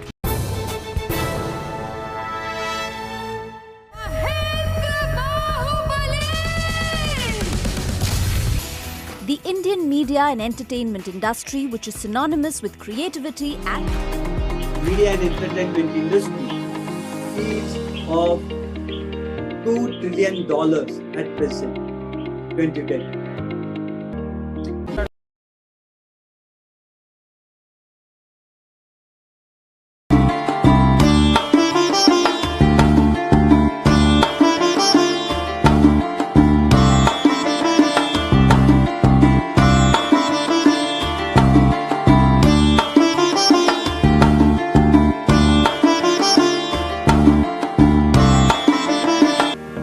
Welcome all of our guests in this inaugural session, along with the professors, associate professors, and assistant professors, research scholars, media academicians, media friends, policy makers, and planners to this 5th edition of the National Media Conclave.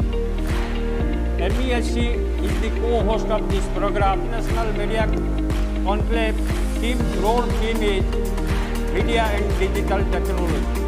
Under this broad theme of this Media and Digital Technology, in the coming 3 days, we will focus and deliberate major issues relating to the media and digital technology, particularly media communication, technology, skill development, and social empowerment pathways for future, that we will focus on these issues and opportunities for qualitative changes in media education and research, that also will be focused.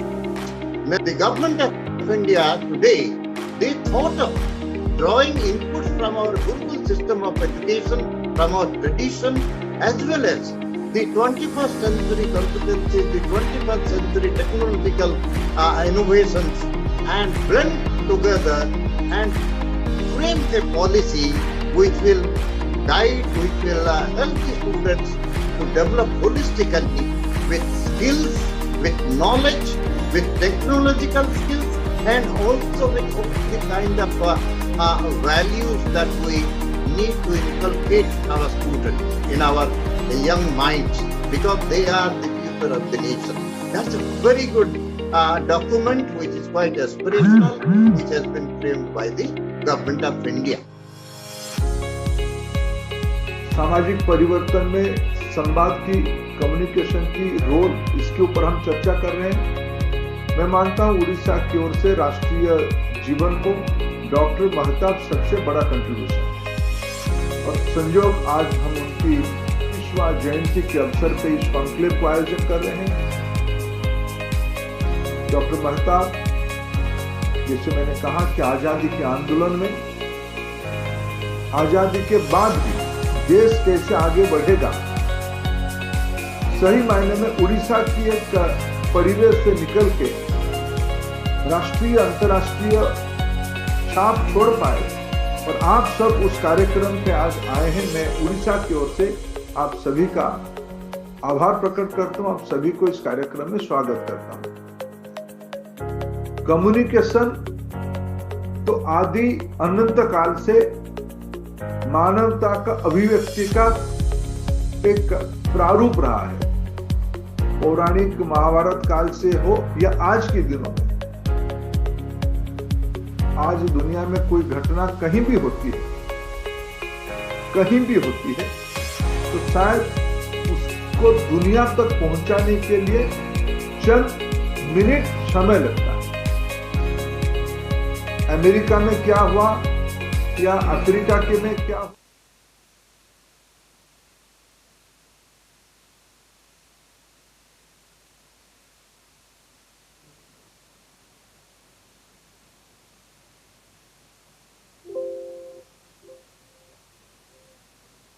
Friends, Namaskar. Good morning to you all. It's my honor and proud privilege to welcome you all to the valedictory program of the 5th National Media Conclave. Now,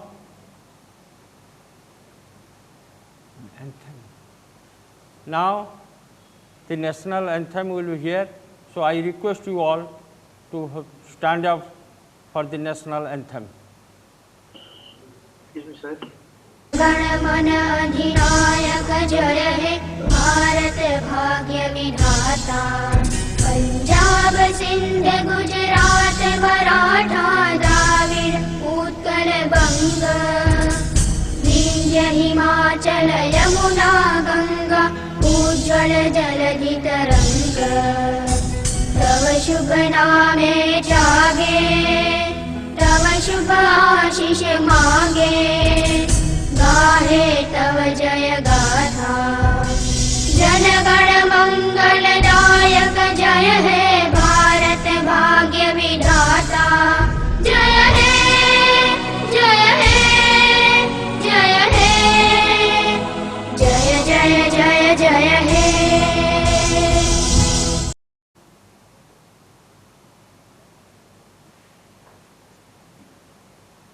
Friends, we are very happy to have our Honorable Governor, respected Professor Ganesh Lal ji with us as the chief guest.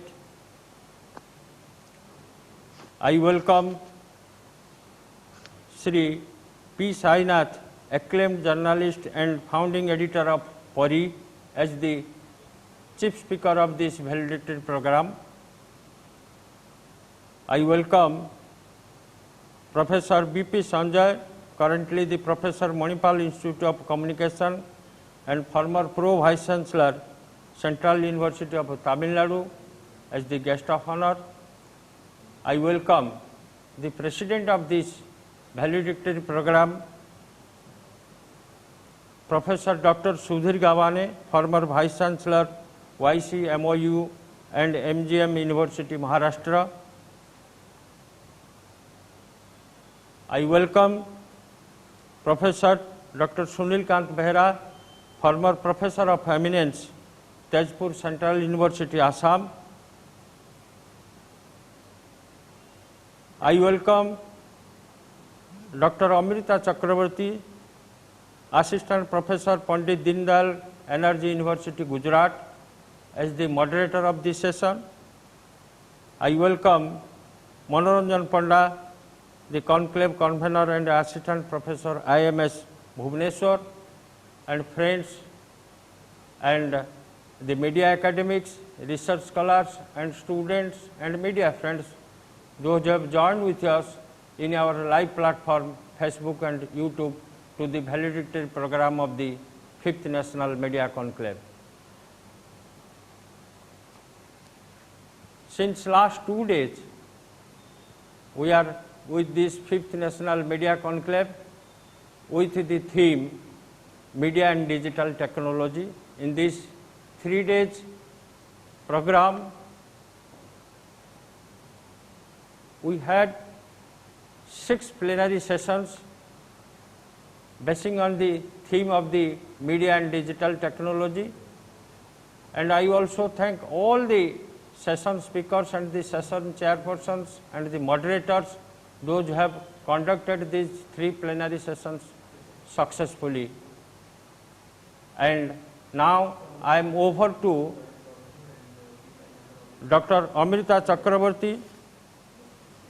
Dr. Amrita Chakrabarty is currently working as an assistant professor with the School of Liberal Studies under Pandit Dindayal Energy University in Gandhinagar. A UGC NET qualified scholar, she has a total experience of more than 13 years, which encompasses roles in academics, secondary market research, marketing, counseling, and operations management. She has worked with leading corporate brands such as Ramoji Film City, NIIT, and IMS. She completed her PhD in Digital Government Public Relations from Pandit Dindayal Energy University. Dr. Arts in Journalism and Mass Communication from Tripura Central University, and a postgraduate diploma in Business Administration in Marketing from Symbiosis International Deemed University. She authored a book and her research papers got published in various national and international journals. Dr. Amrita Chakrabarty will moderate this session. Friends, I also welcome Sri Mohit Soni, who is the Chief Executive Officer of Media Entertainment and Skill Council, Government of India. In this 3 days National Media Conclave, MESC under Skill Development Ministry of Government of India is the co-host of this program, and we, on behalf of the National Media Organizing Committee, we extend our heartfelt sincere thanks to Sri Mohit Soni for his support and cooperation to make this 5th National Media Conclave a success one. Now I am over to Dr. Amrita Chakrabarty to moderate this session and carry forward it.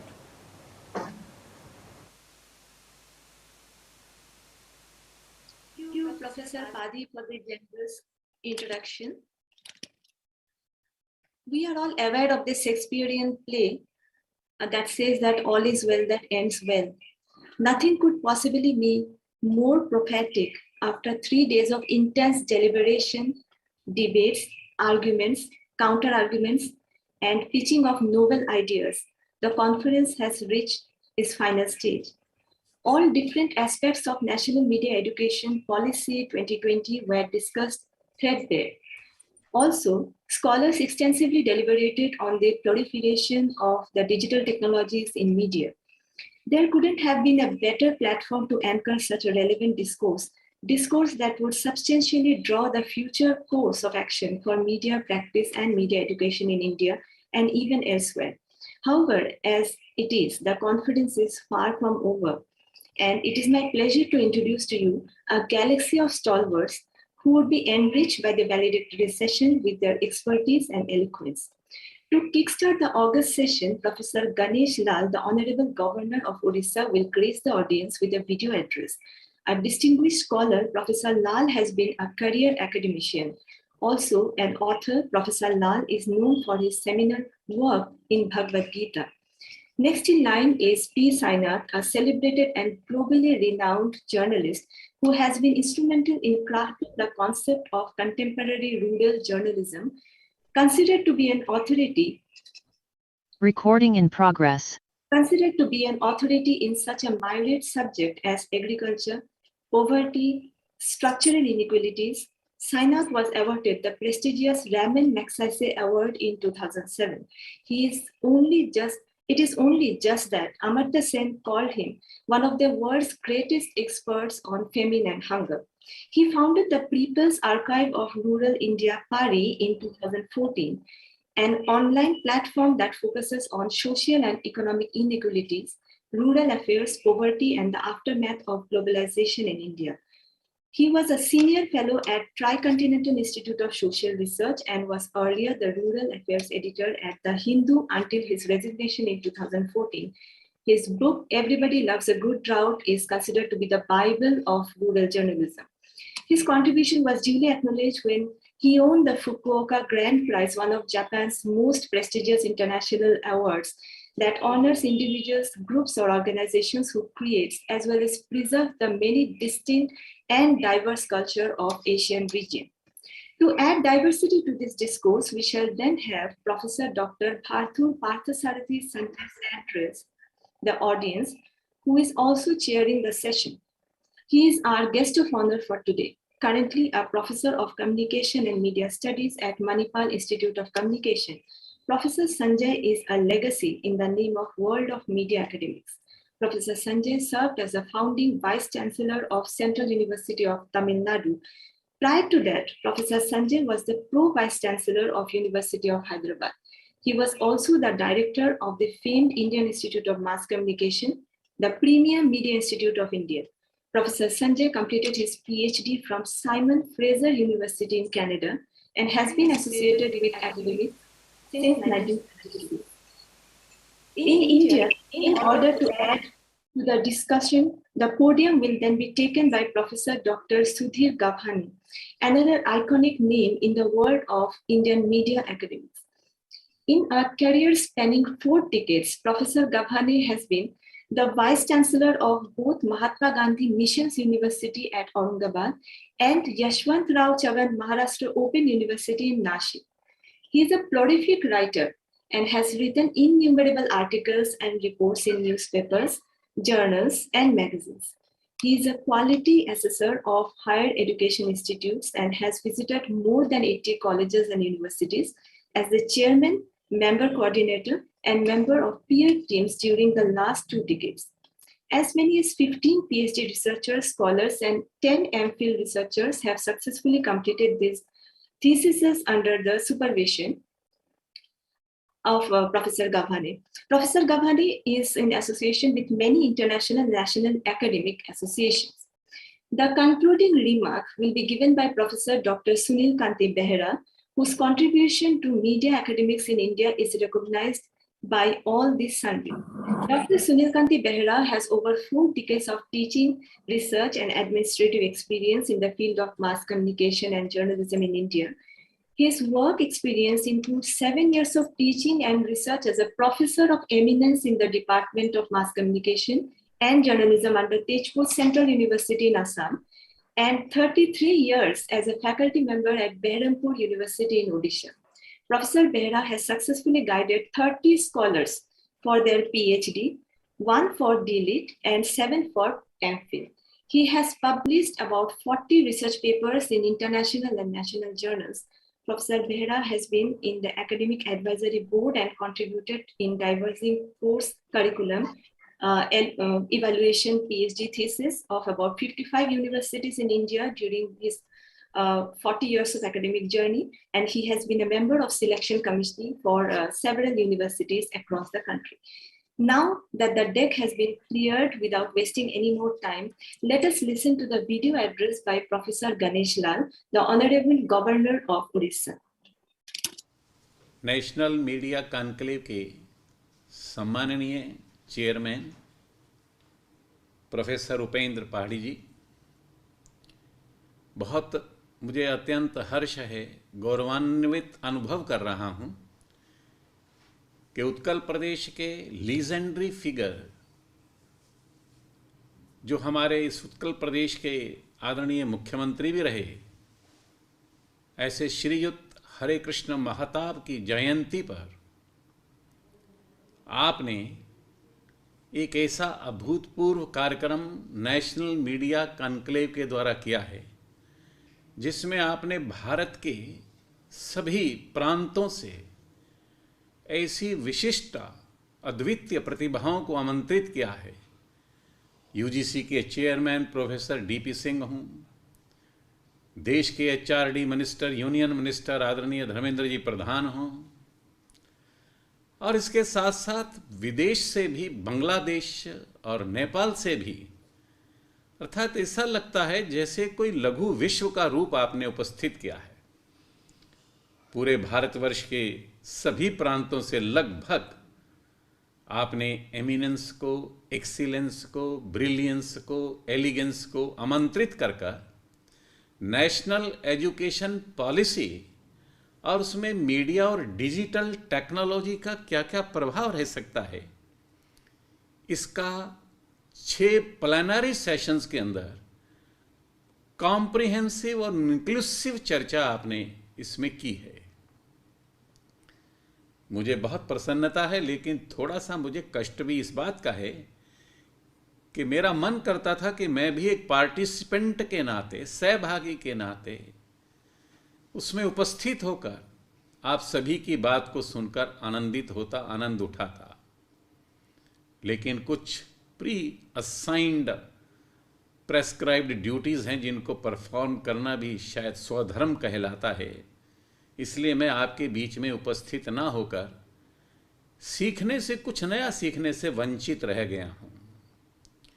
मैं श्री भर्तृहरि मेहताब का विशेष रूप से धन्यवाद ज्ञापित करता हूँ कि उन्होंने मुझे इस समारोह के फंक्शन पर आमंत्रित करने का मुझे आनंद दिया है, सौभाग्य प्रदान किया है।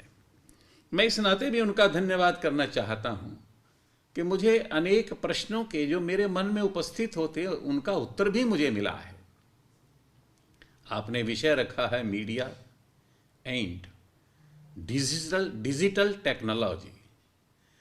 जब मैंने इस विषय को पढ़ा, इस लाइन को पढ़ा, तो मुझे ध्यान में आया कि जब मैं सोचता था कि इतने इतने बड़े ग्रंथ, वेदों की रचना, भागवत की रचना वेद व्यास जी के द्वारा, रामायण की रचना महर्षि वाल्मीकि के द्वारा, महाभारत की रचना वेद व्यास जी के द्वारा, जे कृष्णामूर्ति हो, ओशो हो, कार्ल मार्क्स हो, टॉलस्टॉय हो, कन्फ्यूशियस हो, मीरा, कबीर, दादू, पलटू, फरीद हो, ये जितने भी बड़ी बड़ी प्रतिभाएं हैं, इतने पुराण, इतने उपनिषद, ये सब लाखों की संख्या में लिखने वाले लोग, इस प्रकार के लोग, ये कैसे लिख पाए? महर्षि अरविंदो कैसे लिख पाए? विवेकानंद कैसे लिख पाए?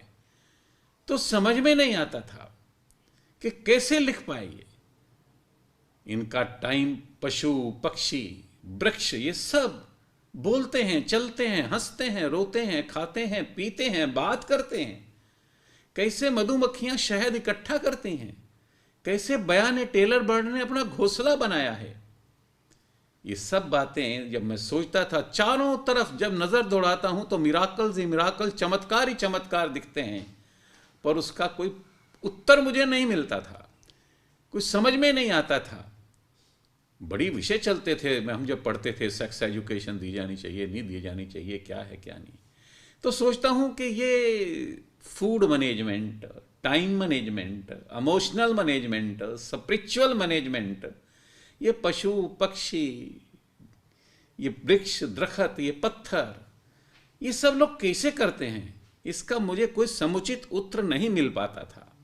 इन मिराकल्स का कोई मुझे समझ में नहीं आता था। लेकिन आपका ये जो सब्जेक्ट है मीडिया एंड डिजिटल टेक्नोलॉजी, तो इसको मुझे पढ़ते ही ध्यान में आ गया और मुझे फ्लैश हुआ कि ये जो डिजिटल टेक्नोलॉजी है, ये ऑनलाइन टेक्नोलॉजी कहीं ना कहीं से तो आती है। और ये मीडिया का मतलब हो गया कि इसके साथ मीडिया का मतलब क्या है? इसका मतलब है मेडिटेशन। मेडिटेशन का मतलब है माइंडलेस एजिटेशन, नो माइंड, अर्थात मेडिटेशन और ऑनलाइन टेक्नोलॉजी, इसके माध्यम से ये चीजें फ्लैश हुई और उन लोगों ने, उन प्रतिभाओं ने विश्व को इस प्रकार का, विश्व का वांग्मय जिसको हम कहते हैं वर्ल्ड लिटरेचर, डांस हो, चाहे किसी भी प्रकार की प्रतिभा हो, किसी भी प्रकार की उत्कृष्ट कला हो, वह इन महानुभावों के द्वारा हम लोगों को दी गई। मैं जब इस बात को सोचता हूं कि अनहद नाद क्या होता है, मीडिया का विषय क्या है, मीडिया को करना क्या चाहिए। एक मीडिया है फिजिकल स्पीक करता है, एक मीडिया है मध्यमा जिसको हम कहते हैं कि मेंटली स्पीक करता है। प्रधानमंत्री जी ने कुछ कहा, मुख्यमंत्री जी ने कुछ कहा, सीधी बात हुई, आपने छाप दिया, कुछ आपने पेज 3 के हिसाब से छाप दिया। लेकिन बेसिकली मीडिया का मतलब है वाइटल एंड साइकिक, अर्थात परावाणी और पश्यंती। मैं देखता हूं, मेडिटेट करता हूं और फिर लिखता हूं। ऐसे ही ये डिजिटल टेक्नोलॉजी जो है, ये भी हमको ऐसा लगता है कि ऊपर से फ्लैश होता है। तो मुझे ध्यान में आता है कि इराविन जो क्वांटम मैकेनिक्स के प्रणेता हैं, उन्होंने कहा कि astronomical technological advances, if you unfold them, uncover them, unshroud them, unravel them, you will come to the Vedantic philosophy, Tattvamasi, Tattvamasi, Tattvamasi. That is, Lord Jagannatha says in Gita, of all the intelligent, I am the intelligence. Of all the wise, I am the wisdom. Of all the logicians, I am the conclusive truth. Adhyatam Vidya Vidyanam. Of all the sciences, I am the spiritual science. And of all the mysteries and the secrets of the world, I am the silence. Monam chasmi guhyatam. ऐसे उन्होंने भगवान कृष्ण ने गीता में कहा कि ये intelligence, ये wisdom, ये स्पिरिचुअल साइंस, ये मौन, ये सभी मैं हूँ। ऐसा भगवान कृष्ण ने, जगन्नाथ जी ने अपने कहा है। अब विषय ये है कि ये सब चीज़ें जो परकोलेट हुई हैं, ये जो आई हैं, मुझे लगता है इन 3 days deliberations, in 6 plenary sessions, the intellectuals जो इसको अटेंड किए हैं, ऐसे सब लोगों ने इस विषय पर खूब डिटेल्ड में बात किया होगा। बेसिकली मैं जब पढ़ता था तो टी.एस. इलियट की एक पोएम पढ़ता था, और वो पोएम क्या थी? The endless cycle of idea and action, the endless cycle of experiments and inventions, the endless cycle of inventions, innovations, and researches brings us the knowledge of motion but not of stillness, brings us the knowledge of speech but not of silence, brings us the knowledge of words but the ignorance of the words. Where is the wisdom? It has lost in information. Where is the life? It has lost in living, you see. And the endless cycle of 20th centuries promising us a heavens has brought us to the dust, you see. Words cannot capture the existence. This world, this universe is built on the existence of delight.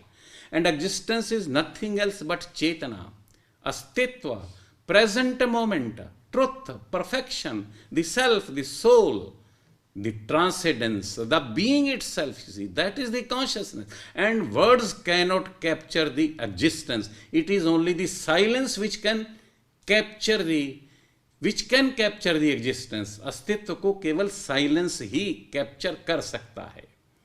And therefore, stillness within चाहिए. The whole universe surrenders to the stillness. Beauty arises in the stillness. If you are alone and surrounded by the nature, you can be no mind. And as long as you are the mind, you cannot make any research, you see. Stillness within, then the silence is without. This is the uncrowned governor of the universe, you see, silence. That is what Einstein says also, that if you want to proceed further, you shall have to play and work, and then silence. Silence is the most important factor, you see, as far as researches are concerned, as far as the education is concerned. Therefore, in your deliberations, I think the intellectuals must have meditated upon mindless agitations. Anhadnath, Satguru कहते हैं, जागी वासुदेव कहते हैं. I also recollect Wordsworth's lines that flash upon my inward eye, which is the bliss of solitude, you see. एकांत में, अकेले में, प्रकृति की गोद में जब आप बैठते हैं, तब अनहद नाद सुनता है, जिसको मीडिया में बोलता हूँ, जिसको मैं माइंडलेस एजिटेशन बोलता हूँ. मेडिटेशन के आधार पर ही ये टेक्नोलॉजी काम, जिस डिजिटल टेक्नोलॉजी की आप बात करते हैं, वह digital technology is nothing else but online technology. That is a flash from the Almighty, flash from the Supreme Personality of Godhead, flash from the Lord Prabhu Jagannatha to the persons, you see, who sit in the nature. That is very important, you see. And therefore I recollect the lines by S.M. Moon, you see. She says, the philosopher says, man is a small walking universe. Small walking universe. And the cosmos universe is stationary. Man can move and act, and therefore can govern the cosmic universe. And that is what the cosmic universe also wants. It also wants to be dominated by the man. But the first and the very foremost condition is that you shall have to love the nature, which is the visible garment of God, which is the visible garment of the Adi Shakti. इसलिए प्रकृति की गोद में आपको लौटना पड़ेगा. So as far as the subject is concerned, it has cleared as far as me is concerned so many things to me, and that is what I think the national education policy is. It brings people nearer and nearer, nearest to the nature, so that the people should learn. The people should learn about the miracles which are happening all around. I am very much thankful to you, Shri Bhartrihari Mehtab ji, and with the coming of Shri Dharmendra ji Pradhan as the new Union Minister, HRD Minister, and for the first time I had to speak to the philosophers, that research scholars 2 days ago, you see. That was arranged by the Director, Odisha State Higher Education Council. Almost some professors from JNU were also there, Pro-Vice Chancellor of JNU was there. Now, as far as this conclave is concerned, it is a conclave which brings prestige, pride and whatnot to the Odisha, Utkal Pradesh, you see. I am very much thankful. बहुत धन्यवाद करता हूँ, प्रणाम करता हूँ भर्तृहरि मेहताब जी को और उनके ऑर्गेनाइजर श्री उपेंद्र जी, प्रोफेसर उपेंद्र पहाड़ी जी को, कि इस प्रकार का कॉन्क्लेव आपने कर उड़ीसा की शान को भी बढ़ाया है और पूरे हिंदुस्तान को इसमें इन्वॉल्व कर नेशनल एजुकेशन पॉलिसी क्या है, कैसी है, और उसकी एक चर्चा आपने इसमें प्रारंभ की है. उसके लिए बहुत बहुत धन्यवाद. वंदे उत्कल जननी भारत माता की जय.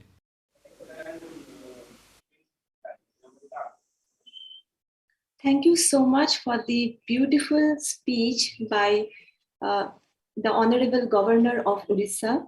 And as Sir has raised multiple thought-provoking statements, one of the beautiful quote that Sir said, as it is the silence which can capture the existence.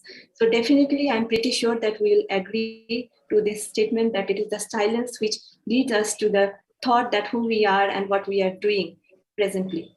So thank you so much, sir. Now, I just want to request Mr. P. Sainath to deliver his talk for the day as the chief speaker of the evening. I would also request every other member of the Zoom currently to mute their microphone so that the voice should not echo.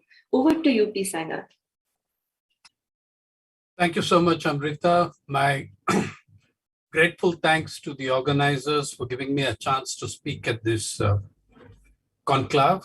And I am going to speak more about journalism and not so much about the new education policy, though that comes into a very important area of what I'm talking about. One of the three things I'm talking about, which is inequality and the media. You know, in a month from now, literally in a month from now, we will celebrate the first of two great anniversaries. And yours is a media conclave, and I think we should be aware of it. Two great anniversaries, one in December and one next April. Those anniversaries, to my mind, are very central to the soul of Indian media, or should be. In December 1821 and in April 1822, Raja Ram Mohan Roy launched two great journals. To my mind, these were the beginning of what we can call Indian journalism. You know, I know that in journalism schools, traditionally, kids are taught about Hickey's Gazette and Hickey's Bengal Gazette of 1780. Neither was Hickey an Indian, nor was his journal Indian owned or controlled, nor was the content from, however good he was, nor was the content from an Indian perspective of the time. It did tell us a lot about the internal dissensions and tensions of the English regime in India, but I would not call it Indian journalism. In 1821 December, Ram Mohan Roy and 1822 April launches both Miratul Akhbar and Kaumudi's Sangbad, two publications. And I just want to give you an idea. Now, he was very religious. I mean, he was a very learned person, a very spiritual person. Though I think he came at journalism from a very different perspective. He came at journalism as an attempt at social change, at social reform, not about worship of gods, but about about honoring the human spirit and human rights. And that was his approach. Here was a journalist who knew and could write in 10 languages. I don't believe that has ever been rivaled before or since, including English and French. But the reason I'm remembering him here is also in light of what our media are today and what the content reflects today. When Ram Mohan Roy started Miratul Akhbar, which by the way was in Persian, not Bengali, because that was the language of the elite at the time, he wrote this incredible piece exposing the judicial murder of a riot called Pratap Narayan Das, who was sentenced to a whipping by the district judge of Comilla. By that now in Bangladesh, but the judge of Comilla sentenced Pratap Narayan Das to a whipping. And he was whipped so badly, he died. When he died, Ram Mohan Roy wrote perhaps the first scathing anti-British editorial, scathing the British administration. And it was so powerful that Buckingham, many others picked it up and reproduced it. But it affected the highest court of that time, which summoned that district judge of Comilla and tried him. He was tried by the highest court of the time on the basis of a process set off by Ram Mohan Roy's editorial. In reaction to this, just as governments still do today, in reaction to this, the Governor General brought in the first of a series of very regressive press laws and ordinances. And it, of course, aimed primarily at the Indian languages. So they brought in this unbelievable ordinance, call it maybe the UAPA of the press in 1821. And what did Ram Mohan Roy do? He had the courage and the dignity to write in the next issue that he was shutting down his publication because he would not function under such degrading and humiliating circumstances that, which were reducing people to a kind of mental slavery. He would not accept it. Of course, he shut down Miratul Akhbar, but he continued, he did that as a symbol of his protest and his refusal to be humiliated by law. But of course, he shifted those very battles to other platforms, in other journals. By the way, there is a history in Indian media of people being shut down in one journal and starting the same journal by another name a few days later, including the late, great Doraiswamy of Karnataka, who twice changed the name of his publication, 104-year-old freedom fighter who died in April this year. So there is that very honorable tradition to Indian journals. Yeah. How in the 200th year of this tradition, how do we measure up? How does the media measure up? What is it I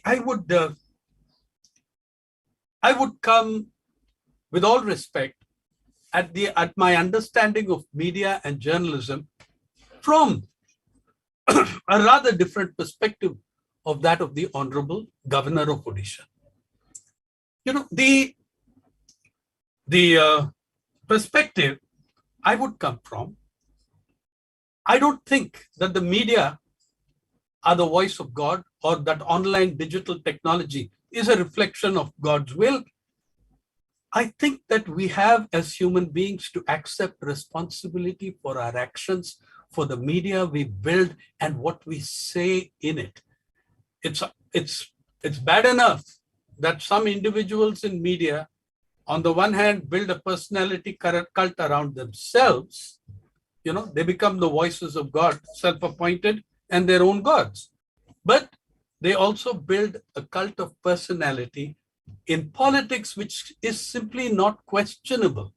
And the idea of, let me put it this way. I think if you're looking at Indian tradition, I would rather go to the 13th century Marathi saint philosopher, Dhyaneshwar, who I think gave me a very good basis for what media and writing is about. Here is what Dhyaneshwar said. How much he paid importance to the writing of individuals, of people, of human beings. He said, Dhyaneshwar spoke of intellect, not of keeping quiet, and did not see writing or media as meditation, not even as mediation, nor as a flash from God, but this is what he said about the power of the word. In words, I shall give form to the formless and cause the senses to experience that which is beyond their power to know. In words, I will give form to the formless and cause the senses to experience what is beyond their power to know. There is the power of writing. There is the power of the word. It's not a flash from God. It's from how good you and I are. And then he emphasizes which element is the most important in this work of ours. So in the glorious company of activities, intellect is the first. Intellect is the first, and it has incomparable beauty, superior to all other senses.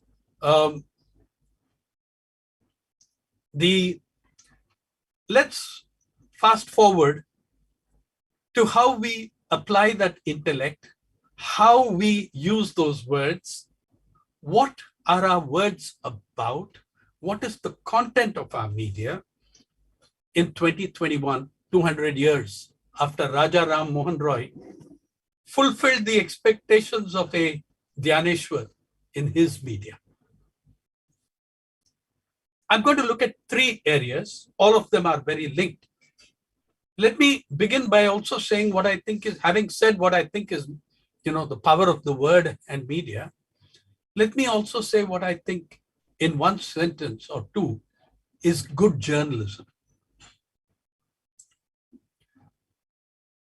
Good journalism is that which engages with the great processes of our time. That's what made Gandhi, the journalist, the greatest journalist India ever had, Gandhi, Ambedkar, Bhagat Singh. Yes, I know we all celebrate Bhagat Singh as a martyr. How many of us recall him as a professional journalist who wrote in 4 languages and was learning a 5th when he was hanged at the age of 23? I began journalism at the age of 23, and I marvel that a 22-year-old could have been writing in 4 languages, in Akali, in Veer Arjun, in Pratap, in Kirti magazine, and under a pseudonym in about 20 other journals. This was journalism. This was great journalism.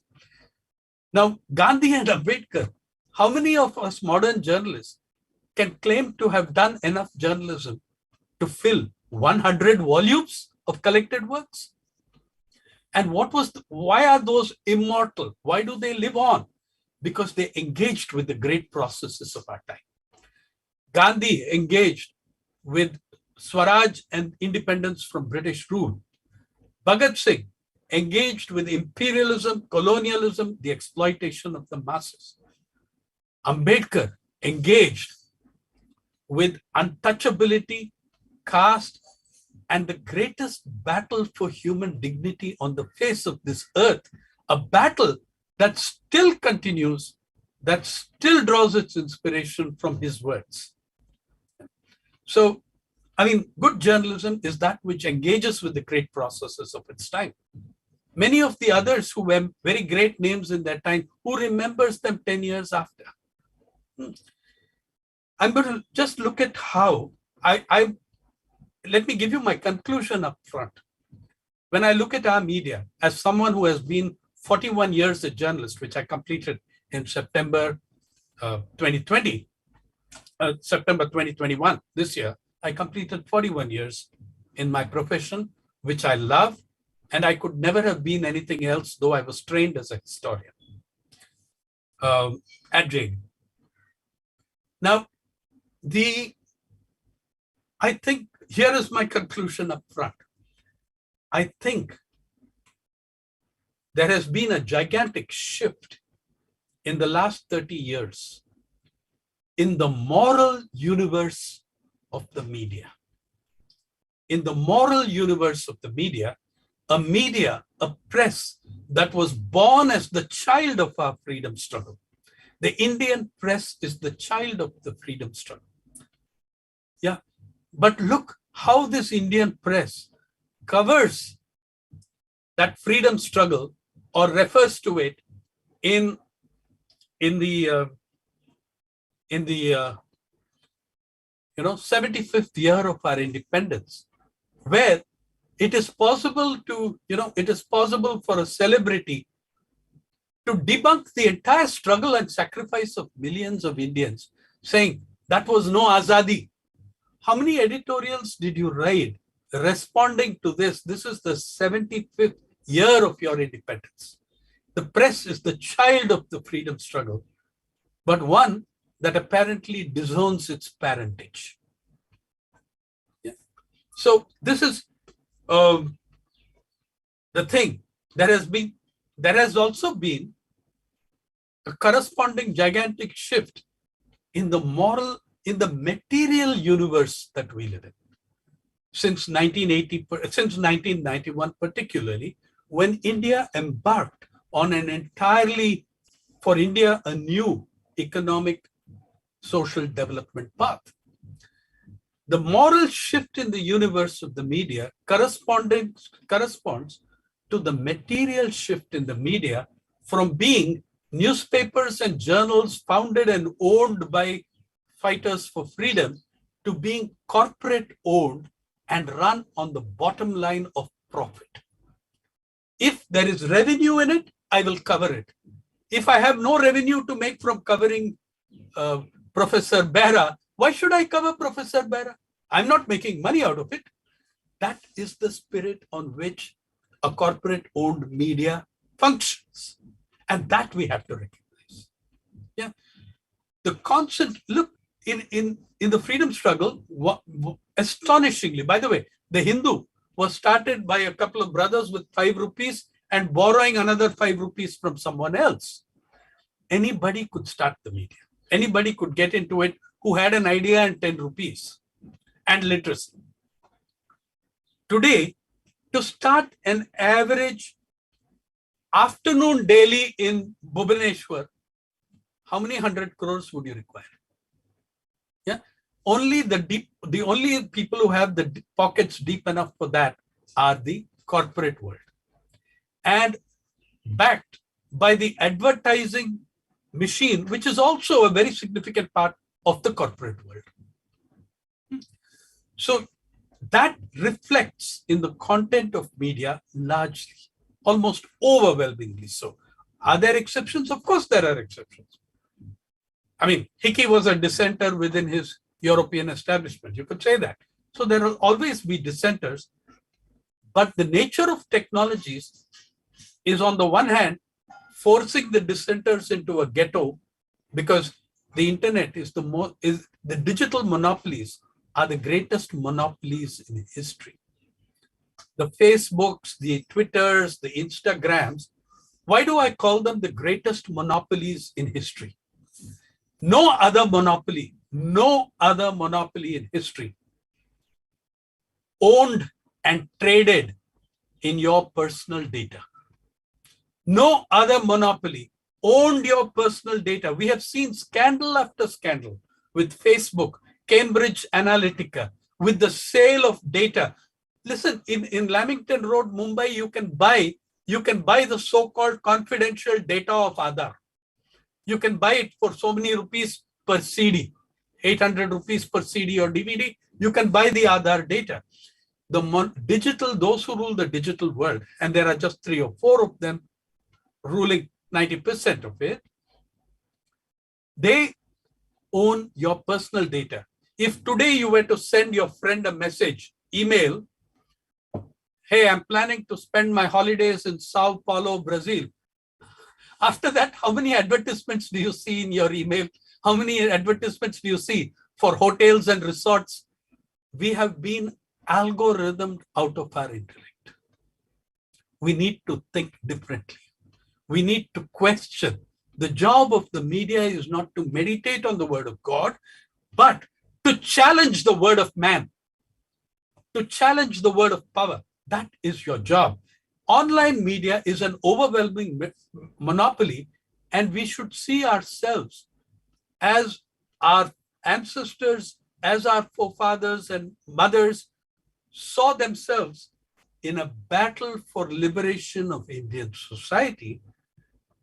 We should see ourselves in the media as being in the battle for the democratization of the digital. We need digital democracy. We need digital diversity. That is the battle that we should be fighting today. That's the battle people like us who were in the corporate media for 35 years or more are now fighting in the digital space, which we call the People's Archive of Rural India or the Wire or other such efforts which are not corporate owned, not government owned, not driven by advertising. Pari takes no advertising. This is our battle, and I see it as in keeping with the greater traditions of Indian journalism and Indian media. Come to the present.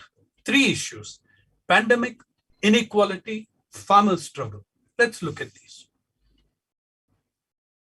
You know, when I say the media should engage, good journalism is engaging with the great processes of our time. That single greatest thing that we ought to look at, to which all the other issues are linked. The spectacular growth of inequality in the world, and particularly in India, in the last 30 years. Do you know that if you look, you're all familiar with the journal known as Forbes.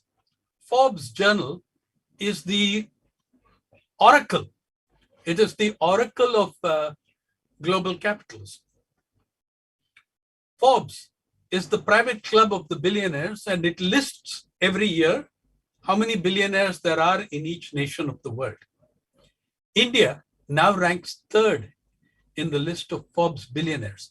I'm also linking this inequality to the pandemic, in which period it grew faster in 1 year than it did in the preceding 3. The rate of growth of concentration of wealth was greater in the pandemic.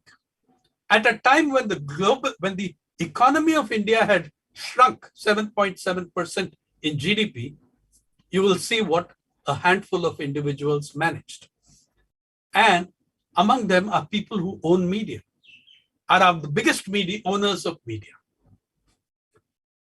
In the first 12 months of the pandemic, India moved to 3rd number in the list of billionaires in the world, first being United States, the second being China. In 12 months of the pandemic, when the Indian GDP shrank by 7.7%, according to Government of India, Independent economists say the shrink was greater, it was worse, maybe even twice that figure. But let's accept the government of India's figure as genuine. 7.7%.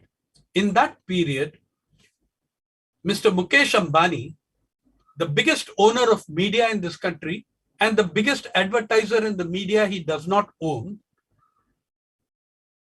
doubled his wealth and grew by 127%. Mr. Gautam Adani, also a very big advertiser and a very influential figure in the media, his wealth went up by 467% according to Forbes, which is based on his own, his own data, his own figures and everything else. 467% increase in the wealth of this individual when the national economy shrank, GDP shrank by 7.7%. India, which at the start of the pandemic had $102 billionaires, went up to 140. We added 38 billionaires in a period where we lost 118 million jobs in the single month of April 2020, as the Center for Monitoring Economy has shown us. Some of that came back, but the fact is they came back at half the salaries they had earlier, whereas Indian billionaires in the 12 months of the pandemic, according to Forbes, and no one has contradicted Forbes, and besides they are pro the billionaires, Indian billionaires doubled their wealth. They grew 94% their wealth to bring it to a total of $596 billion. You know how much $596 billion is? It means 140 individuals control wealth equivalent to 22.7% of your gross domestic product. They have gained that control at a time when the GDP has shrunk by 7.7%. So they did not grow on their entrepreneurial spirit. They did not grow in a lottery. They grew by an incredible transfer of wealth from poor to rich. There is no other way they could have grown because the economy shrank by 7.7%. There is no note of this inequality. We cover, the media cover, aha, we went to 140 billionaires in a celebratory manner. In a celebratory manner, in a period where the studies show us the sharpest rise in hunger since the Green Revolution.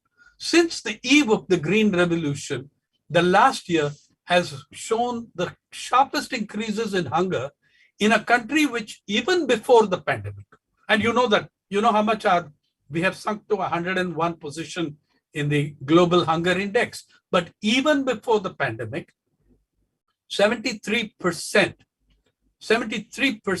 of rural Indians could not afford a basically nutritious meal, according to the Journal of Food Policy Studies, and 2/3 of rural Indians could not afford, a basically nutritious meal, even if they spent 100% of their income on it. And in this period, even that position deteriorated worse during the pandemic, completely deteriorated. And we had, in August last year, a stockpiling of 104 million tons in the buffer stock of the public distribution system, which we would rather export than distribute to the poor people to whom we have given 5 kilograms a month. Please, those of you sitting in Odisha who are Odias, just consider your Odia agricultural laborer. How many days will 5 kilograms of rice last that person whose all meals are centered around rice? Just consider how many days his meal, 5 kilos will last. 5 kilos per individual per family. And not everybody was able to access it properly.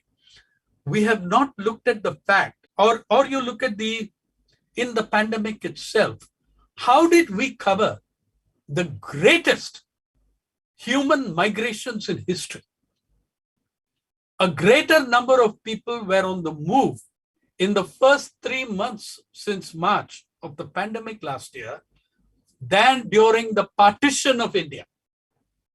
Even greater of movement of human beings and all India, not between Punjab, Delhi, UP, and Pakistan. No. And Bangladesh and East Pakistan at that time, and Bengal, Bihar, Odisha. No. It was the greatest distress migrations of human beings in recorded history. The railways alone claimed to have carried 9.1 million worker passengers in just the month of May, in 26 days of May. If you calculate, it means more than 2 crores of human beings were on the move at the very minimum, because there were other forms of transport. How did the media cover this? We covered it for the first few days. We covered the migrants till the gates of the cities. Our correspondents are not empowered to go all the way with the migrants. So the big media covered for 10 days, we covered the migrants furiously. And we kept asking, why are they leaving? Wrong question. The question was, it was also a very self-serving, hypocritical compassion, because we were losing our domestic servants. We were losing our cheap malis, our drivers, our darzis, our carpenters, and our electricians who were going back to their villages in what I believe was an entirely rational decision on their part. They said we would rather die amongst loved ones than on the streets of Mumbai and Delhi.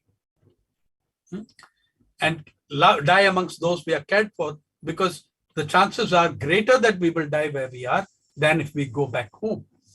So what was it? Why were they asking the wrong question? When they asked the question, why are they going back? They should have been asking the question. For 20 years, they should have been asking the question, not why are they going back? Why did they come here in the first place? Why did they feel pushed out of their villages? Why did they feel that the need to come to the city and work in the conditions that we subject them to? The answer to that question was 2 words, which the Indian media have never but superficially covered. The answer to that question was agrarian crisis. The death of millions of livelihoods in the country, which reflects in your 2011 census. Census of India 2011 shows you the greatest migrations in our history between 2001 and 2011, as people went all over, as millions of livelihoods collapsed in agriculture, as hundreds of thousands of farmers committed suicide. We never placed it in this context. We were worried about why they are going back. Let me, in a paragraph, encapsulate what COVID-19 showed us that we, as media and journalism, did not cover. I make a distinction between the word media and journalism. The two are very different entities. When I speak of media, I speak of dominant media, I speak of owners, maliks, institutions, newspapers, channels, portals. This is media. Journalism is what we produce. Journalism is what Gandhi, Bhagat Singh, Nehru, Ambedkar produced. That is journalism. Now, Mr. Samir Jain became famous in the mid-80s in a debate. He was saying, journalism is like any other business. I disagreed even then, and I'll tell you why. Media is a business. Newspapers are a business. Radio stations may be a business. Television is a business. Films are a business. Journalism is not a business. Journalism is a calling. It was a calling that stood Indian journalism proud, from Raja Ram Mohan Roy to Ambedkar. Journalism is a calling. You don't go into journalism to make money, though now perhaps you can in some of the TV channels. But you go into journalism driven by an idealism. It is that's why I say media is different, journalism is different. These are two distinct entities. Look at the way we covered the loss of livelihoods. In Pari, we have done 270 stories on the collapse of livelihoods, multimedia stories.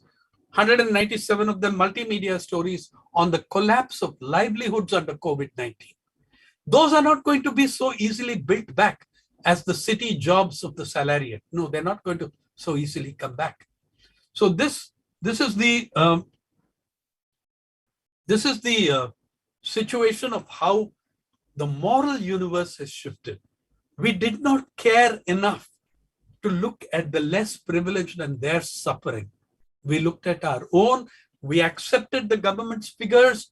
We are now even contributing to the narrative that India is one of the great success stories in the control of COVID. You know, I find that appalling, and I find that a disgrace to media and journalism. If you're not looking at the incredible suffering, if you're not looking at what the absence of a national health system does. Or anyway, for lack of time, let us look at let's look at the latest events at the gates of Delhi. The farmers' struggle. Look how corporate ownership, look how corporate control shape the politics and the content of media. You know, and the difference between media and journalism is starkest when it comes to the farmer struggle, because when I go to the camps, if you're a good reporter, you will go and speak to the farmers, right? Not just to government, and not just go by press releases from PIB. When I go there, I see newspapers who are, before I go there, I see newspapers whose editorials, Times and Express yesterday and the day before, lashing out at this decision to repeal the laws. I find it very interesting that so many young journalists from the same newspapers totally disagree with their editorial, totally disagree with their newspaper, completely distance themselves from their management's position because they are reporters on the ground, seeing the realities on the ground. There's the difference for you between corporate media and journalism. But those journalists have no option. What they write, many of them, will have anything sympathetic to the farmers it'll be deracinated copy. It'll be eviscerated copy with that content stolen and taken out. Even today, there are thousands of fine young journalists in this country. They don't have a platform. And many of them, if you notice, have been moving to digital platforms because there is still some space that they see left there. And the cost of starting a digital publication is less, much less than the cost of starting a newspaper or anything that requires huge infrastructure. So in the farmer struggle, let me give you 2 points and then we'll pull it together. In the farmer struggle, did anyone, this is a challenge, did any newspaper you saw, did any magazine, corporate owned media tell you, did any television channel with all those anchors baying for the farmers' blood, did they ever once tell you why those farmers were taking the names of 2 individuals in their slogans? Did they ever tell you that Mr. Mukesh Ambani's personal wealth as computed by Forbes is $84.5 billion and is equal to the GDP of Punjab, the GSDP, the gross state domestic product of Punjab, is $85.5 billion. That was in March this year. And he has since then overtaken the Punjab figure because his rate of growth, he grew 127% in 1 year, his wealth, okay? Here is an individual arraigned against the Punjab farmers and many other farmers whose wealth is equivalent to the GDP of Punjab. Surely that is a fact that your readers and viewers and listeners should know. Surely it is the duty of media and journalism to give that picture for readers, listeners, and viewers to be able to form an informed opinion. But no, you won't tell that. Why can't you do that? And why do you have to support the farmers' laws? Because Mr. Ambani is the richest Indian, the biggest owner of media in the country, and the biggest advertiser in the media that he does not own. Okay, the classic trap of corporate media, the classic trap of concentration and monopoly in the hands of a few. One of the things we are going to have to fight for is an end to digital monopoly, an end to media monopoly, and for greater digital diversity and democracy. That is going to be the freedom struggle of journalists in the digital age. If whichever sense you look at it, if you look at any stage of the media under the freedom struggle and the media post 1991, and the media post 1991, you will find that huge difference in the raison d'etre, the reason for the existence of media and journalism. There has been a gigantic, that is my point, there has been a gigantic shift in the moral universe of the media. And it corresponds to the economic shift in the material universe of the media and of our society and of our democracy. None of the media ever told you, no corporate media told you that the farm laws were not only about farmers. If you take the APMC Act, the new APMC Act, which they have now claimed to have repealed, I'll believe it when they do it in Parliament. In the APMC Act, I point you to clauses 14 and 15, and in the Contract Farming Act, I point you to clauses 17 and 18. What do these acts say? They bar the jurisdiction of the civil courts in any matter coming under these laws. It means that no court in this land can entertain an appeal or a litigation by farmers, not just by farmers, my friend.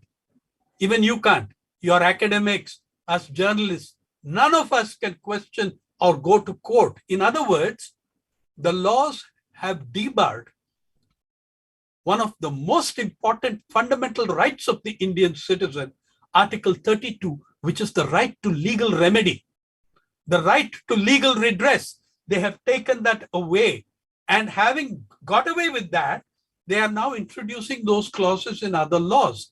Look, the clause specifically says, no prosecution or suit shall lie against the central government or the state government or any officer of the central government or any officer of the state government or any other parties acting in good faith and with good intent. Please read Adani, Ambani, Birla, Tata, and the rest of that. Any other party acting in good faith and with good intent. And the exclusions are sweeping, which simply means Indian citizens have lost their right to legal remedy. And by the way, all the district courts will collapse because the bulk of litigation before them is related to such subjects. And the power is transferred, and this is the most important part of the law. It makes a judiciary out of the executive. Indeed, a very low-level executive is empowered, a subdivisional magistrate, a deputy collector, a naib tehsildar sit on the so-called appellate tribunal that is a proxy now for the courts. Okay? So we have failed massively in our job, and we have failed morally. We haven't just failed technically and content-wise. There has been a most distasteful shift in the moral universe of the media. And I say, please let us reconsider ownership patterns in the media as we want to reconsider ownership patterns in agriculture and in so many other spheres. Let's look at that ownership structure. We need to change it. We need, in the 75th year of independence, PARI, People's Archive, is making an effort to record the last living freedom fighters of this country, several of whom, Professor Bera, from Odisha. You'll find them in Panimora, or even the recently deceased Lakshmi Panda, to tell this country what our freedom struggle was about, to tell them what really did they fight for. One of the greatest freedom fighters from Maharashtra, Ramchandra Shripati Lad, now 100 years old, told me once when I congratulated him on his role in the independence and freedom struggle, he corrected me. He said, Sainath ji, we fought for independence and freedom. We achieved independence. Freedom is still the monopoly of few. So he said, we achieved independence. It was not a fake Azadi. It was a very real independence. It was a very real independence. It is a very real independence. And we will betray that real independence, as he said, if we do not fight monopolistic grips. We have a section on PARI called Foot Soldiers of Freedom. You can go and read what these great freedom fighters are saying. In conclusion, I think we need to recognize the shift in the moral universe of the media. We need to analyze where it has come from and why it has happened. We need unquestionably to fight for democratization of the digital, for breaking of media monopolies, and above all, to defend and enhance the Indian Constitution, its rights and its directive principles of state policy that guide us in the way in which we should be going as a media, as journalists, as a society. Thank you. Thank you so much, Sainath sir. It was really a very, very informative session today, and a few of the quotes that you mentioned, I've actually noted it down in my notepad. I would like to refer to that. You said that the job of a media is not to meditate in the words of God, but to challenge the words of man. And you always say in all your talks that journalism is a calling, it's just not a job.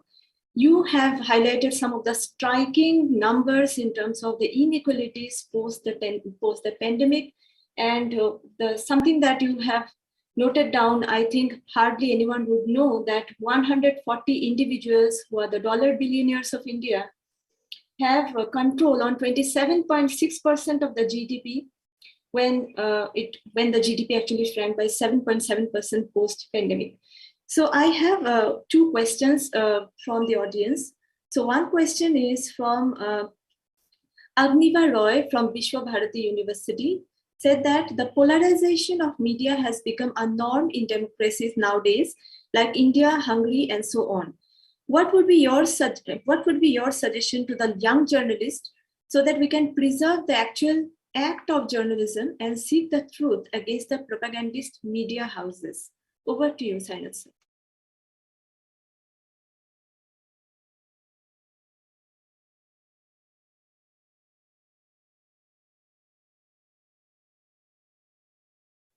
Sir, you are muted. Sir, kindly unmute yourself. My greetings to Professor Roy of Vishwa Bharati. The thing is, Professor Roy, it's not just about a polarization of media. It is a capture of media. It's a complete capture, just like the farm laws aimed at a capture of agricultural produce marketing for the corporate world. The farm laws were trying to achieve for the corporate world in agriculture what the corporate barons have already achieved in the media. They've achieved the capture of media. There are a little few enclaves left alive, like the village of Asterix in the comics, that fight in fun and humor and in determination and bravery against the rest of the empire. But what has happened is not a polarization, it's a capture. The polarization is within that media.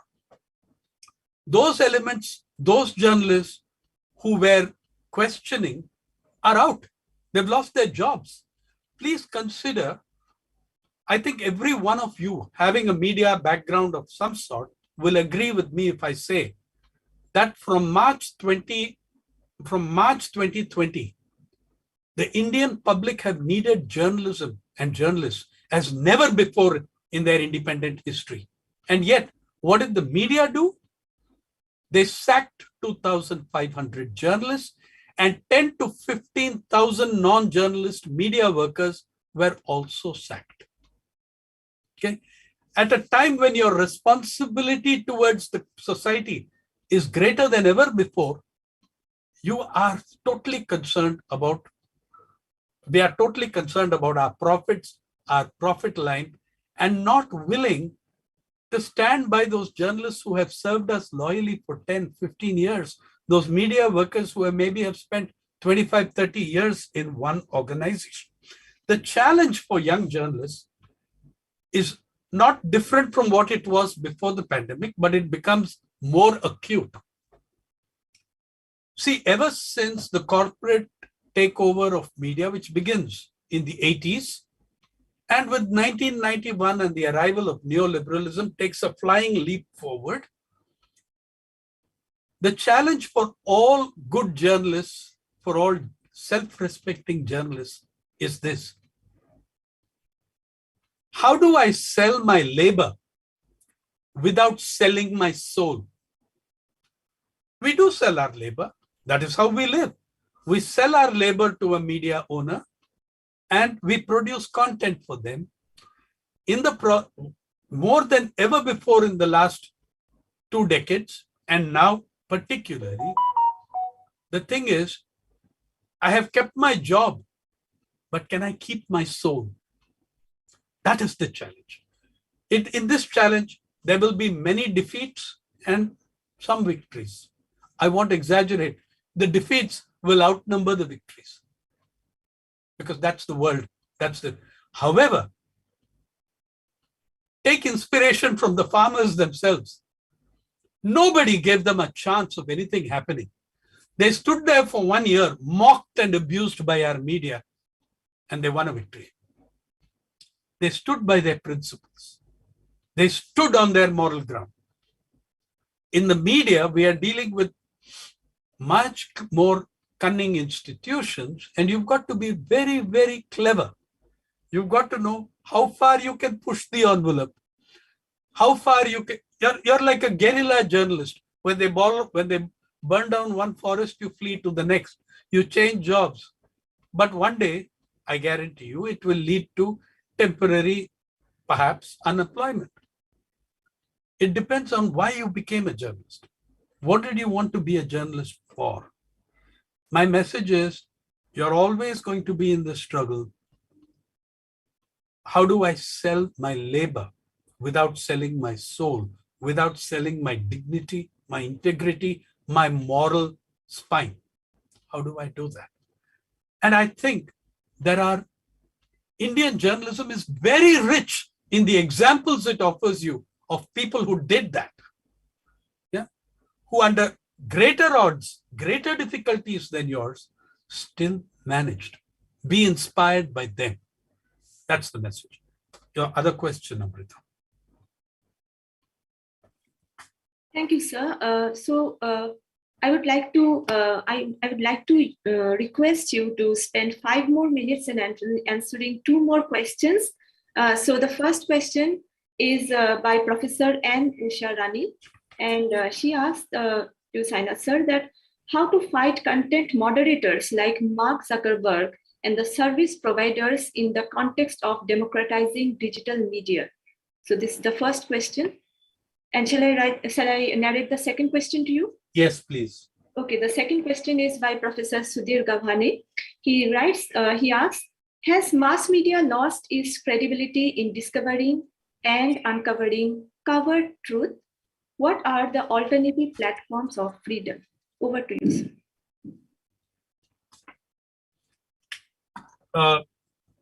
Professor Usha Rani, the question you raise is an incredibly difficult one. How do you fight them? We have agreed that we need to fight them. That itself is a big advance. How to do it is extremely complex. But please notice that the nature of digital monopoly has proved a threat to other capitalists, to other owners, to other, leaders of industrial capitalism, so much so that Google, Facebook, the whole lot of them are being fined billions of dollars in Europe and in Australia and being compelled to make payments. And already the struggle, Professor Usha Rani, has proved successful enough for Mr. Zuckerberg to change the name of his organization to Meta. Now, when you had a brand name like Facebook, that was so universal, and we bring the man down and he talks to IIT, and it's like, it's like the arrival of the prophet, the people flocking to that thing. The person we give this sort of importance on that brand name has felt compelled to change the name of his company to Meta, and which, by the way, is encroaching on the intellectual property of another company which has sued him, but is a much smaller company, so he'll try bullying them. How do we do it? Look, in the democratic process also, even in the very pro-corporate, very pro-monopoly atmosphere and milieu of the United States, you've had hearings on the monopolies because it is proving a threat to the rest of capitalist society. You've had Facebook whistleblowers appearing in the Senate and talking about how Facebook has intervened and meddled in the politics of so many countries, right? You will also find that there are other platforms, non-corporate, etc., coming up on the digital world. Likewise, and that links to Professor Dhavane's question also. There is no doubt, Professor, that Facebook has lost credibility, or they would not have changed their name. They would not have, will Reliance Industries Limited simply change its name tomorrow? No, it's not going to do that. It has built a mesmeric image around that brand name. They can only give it up under extreme duress. And that's what happened with Facebook. Now, the credibility issue, sir, is again a complex one. So newspapers, now some of those ridiculous, horrible channels and their anchors have credibility with millions of people as well. They do. I mean, let's face it. Some of them have actually faked the credibility in the TRP ratings, which are now totally discredited and which have collapsed. You could buy credibility. You could buy your importance. But even then, I will say that even without the TRPs, there are some of them who have a standing amongst sections of society who have subscribed to ideologies of hatred, psychophancy, and personality cult. One of the most funny exchanges I've seen on television came the night before last when Rakesh Tikayat demolished an anchor of Times Now who asked him, "Oh, so now that you've got your demand so are you going to run and contest elections?" He said, no, why should I contest elections? All these anchors like you should be contesting elections. You have done the campaigning and you have done the propaganda and the campaigning. You should be the first, and you'll all get tickets because you've been so loyal to your party.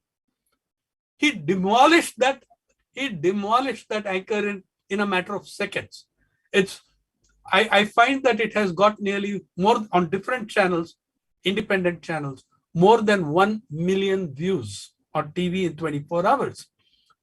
The idea is also how to challenge that fake credibility, how to challenge and expose these people, which is going to be difficult when they own the media or 85, 90% of it. But in the last several years, several experiments have come up which are trying to give you something different, which are trying to not be dictated to by government advertising. One of the reasons why the media became so servile during the pandemic was that industrial advertising collapsed and their dependence on government advertising increased. The Hindu suffered when it had, for the reason that it had carried 3 stories by N. Ram on the Rafale deal. Government advertising was squeezed out of the Hindu. So people become more, and many papers took a lesson from that and became more servile.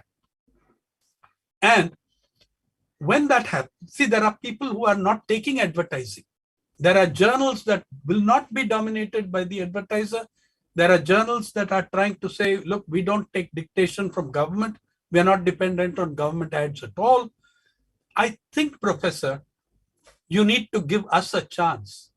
Give journals like People's Archive of Rural India, the only website wholly dedicated to rural India. Secondly, the only website coming out simultaneously almost in 13 languages, including Odia, Professor Vera, and Marathi, Professor Gavni. Yeah. Now, in fact, students are finding great benefits in it because suppose I am a Odia student who wants to learn English. I know some English and it's not good enough. And I have every right to learn English. They can get it on Pari free of charge by reading the same article in Odia and in English and in Hindi if they want to improve their Hindi also. You know, and it is free. We charge no subscription fee. We are there for the young of this country and for the old and for anyone else who needs to know about their country. I beg you, as academics and teachers, a generation of Indians is growing up as foreigners in their own country. They know much more about the United States and Beverly Hills than they do about Kendrapada and Kalahandi. We need to give a different journalism to those.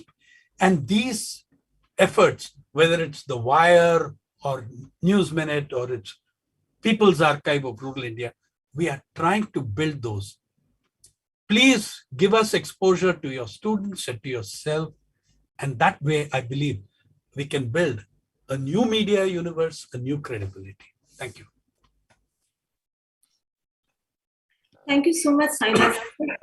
It is indeed a pleasure and a treat to listen to you every time, full of information. And to the audience, there are a couple of other questions, but I'm sorry, because of the shortage of time, I cannot take any more questions. So we will definitely invite Simon sir in more such sessions in future. And now I would like to thank Simon sir from the National Media Conclave for sparing 1.5 hours for our session today and altogether informing us so much facts about the history of Indian journalism, the current state of affairs, the inequalities that has brought in, and the overall knowledge about what is the responsibility of journalism in the current stage. Thank you so much, Simon sir. Thank you. I would like to request the backhand team to play the video of Professor Dr. Bharthol Parthasarathi Sanjay, who has been invited as the guest of honor for today's ceremony. His Excellency, Professor Ganesh Lalji, Governor of Odisha, Professor Sudhir Gawane, Chairperson of this session, Shri P. Sainath, eminent media personality and development journalist, Upendra Padi, Professor Sunil Behra, the academic mentor of NMC 2021. I thank the NMC 2021 organizing committee for inviting me to be the guest of honor at this National Conclave valedictory function. The theme of the conference has been addressed more than adequately by the distinguished panelists as well as scholars and academics in the various parallel sessions of the conclave. I've been very happy to associate myself with all the national media conclaves held so far. Although we missed the opportunity of being together in the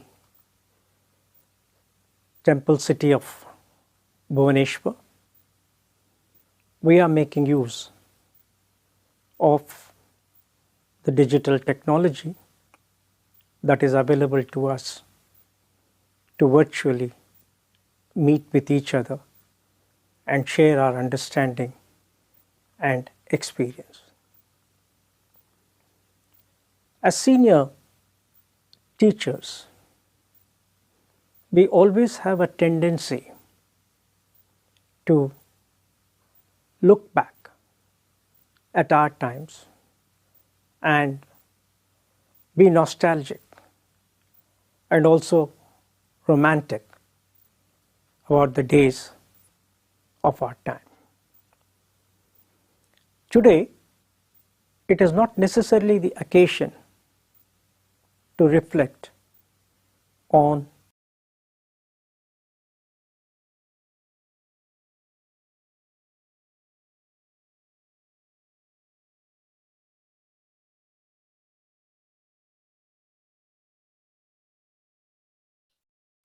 May I request the backend team to take care of the video?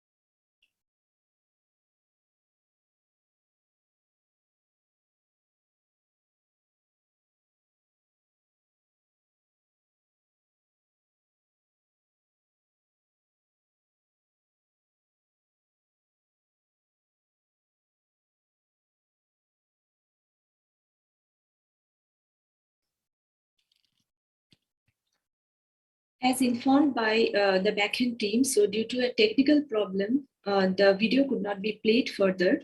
So hence, extremely sorry for the inconvenience. So we are moving ahead.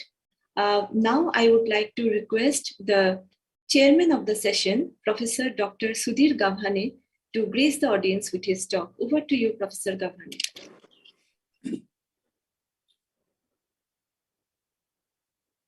Fifth National Media Conclave. We are in a valedictory session of the same. So at the outset, let me thank the dedicated efforts made by Professor Upendra Padi, Manoranjan Panda, and the whole team of IMS University Bhubaneswar. Let us appreciate deeply their contribution, dedication, and commendable achievement in successful organization of National Media Conclave at the eastern part of our India, where the talent is huge and they can make mark on national and international level by their level of quality. I appreciate deeply that involvement and that contribution, dedication of the IMS team in organizing National Media Conclave and making it a better and better brand every year. So I salute them. Today's valedictory session was addressed by His Excellency, the Governor of Odisha, Ganeshilal. And he made mention about the nation building and contribution of media in nation building. No doubt about that. As we see, and which has been mentioned by eminent, journalist committed to the upliftment of the rural India in his writings, we notice that nation building is a mission of media, as they were part of freedom building also. As rightly P. Sainath sir has described it, how Mahatma Gandhi was a great journalist, how Ganesh Shankar Vidyarthi was a great journalist, how Makhanlal Chaturvedi was a great journalist, how in Maharashtra Lokmanya Tilak was a great journalist, how Dr. Ambedkar was a great journalist, and how Bhagat Singh was a great journalist, who contributed, including Rajaram Mohan Rai, to develop a philosophy and action of journalism for nation building and freedom struggle. So the struggle for equality, struggle for socio-economic justice is the mission of any journalism, whatever form we adopt. And if the profession, as a profession, journalism is not a profession of private interest. It's a profession of public interest. The protecting public interest, protecting democratic values, protecting voice of the voiceless, or create that voice of a voiceless is the responsibility of the mainstream mass communication media. And we are seeing day by day it is deteriorating and going down. How to increase that voice in a right spirit of democracy? And when we are seeing that digital technologies are giving us an opportunity to create our own platform, but at the same time they are monopolizing, as P. Sainath has rightly expressed, that monopoly is being created through social media. And handful 3 or 4, platforms like Facebook is controlling WhatsApp, Facebook is controlling other media and overtaking. And at the same time, these limited platforms are having control on our privacy, our content. And that content that data is being sold out. Data has become a very important product of present economy. So in this situation, when we are losing our privacy and we are utilizing this media, and at the one end, the digital technologies are giving us opportunity to crack the monopolies of the ideas and views to create our own platform. At the same time, they are becoming super monopolies controlling all content of communication. And that is the danger what he has explained in his communication. And he has created some questions about the universe of morality of media. I remember Dr. Ambedkar has rightly said, who is the champion of our democracy and the constitution, which gives us freedom, which gives us the diversity, which gives us democratic ambience and culture.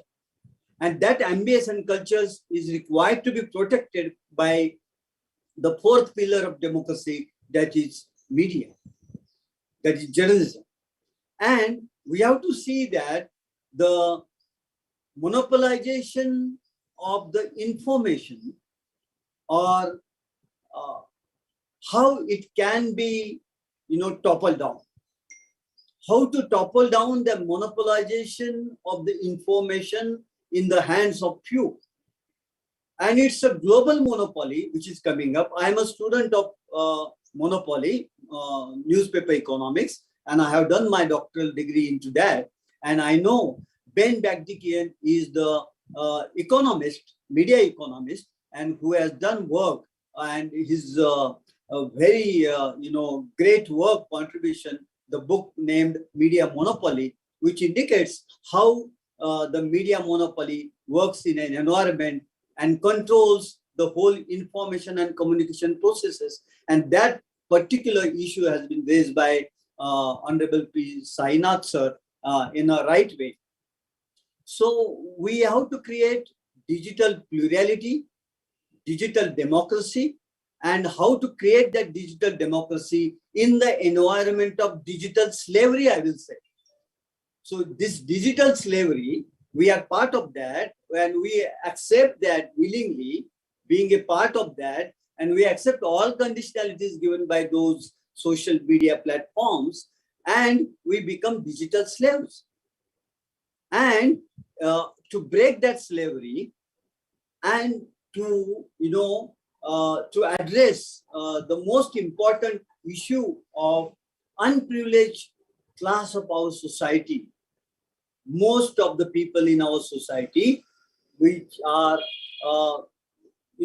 paying their labors and times and hours only for livelihood, to look after their livelihood, which has been rightly described, well described by P. Sainath sir. So I will not go into that. But the most important part is what World Health Organization has described as learning poverty created by this pandemic situation and by digital tools to help that. Learning poverty. Millions and millions of students, college students, school students belonging to unprivileged section of our society, deprived section of our society, have been deprived by the learning itself because they don't have gadgets to have access to education, though our constitution provides that. At the same time, I am thinking of digital poverty. So the digital poverty is the poverty which is being created by the lack of digital equipments, tools, and knowledge and information to the majority class of the world. I'm not saying only India, of the world. And how to address that digital poverty. If digital poverty exists, learning poverty exists, because of the digital poverty, there will be an acute situation of monopoly of few, and which will be controlling the media universe and communication universe of the world. How to address that is the biggest issue. And when the journalism itself is in a crisis of survival, because we know because of this digital invasion, the new economic model, new business model is to be evolved as metaverse has come, which was referred by P. Sainath. But metaverse is another universe which is created beyond the present social media universe. And the meta universe is applying virtual reality, augmented reality, mixed reality, and combination of all new technologies where experiences are shared and alternative, roles have been created.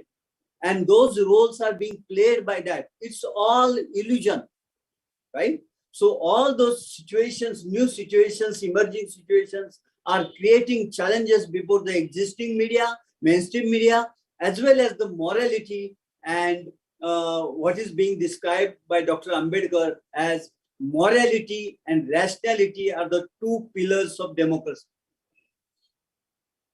Truth telling is the business of journalism. Are we covering the truth or are we uncovering the truth? If the mainstream media is engaged into his or her master's voice, HMV, I will say, new HMV has emerged. So are we being the bharts during the, Rajas were there, Maharajas were there were bharts in their darbar. They used to praise the Rajas and their well-doings. And they were, keeping aside and, hiding the real truth of the society and Raya.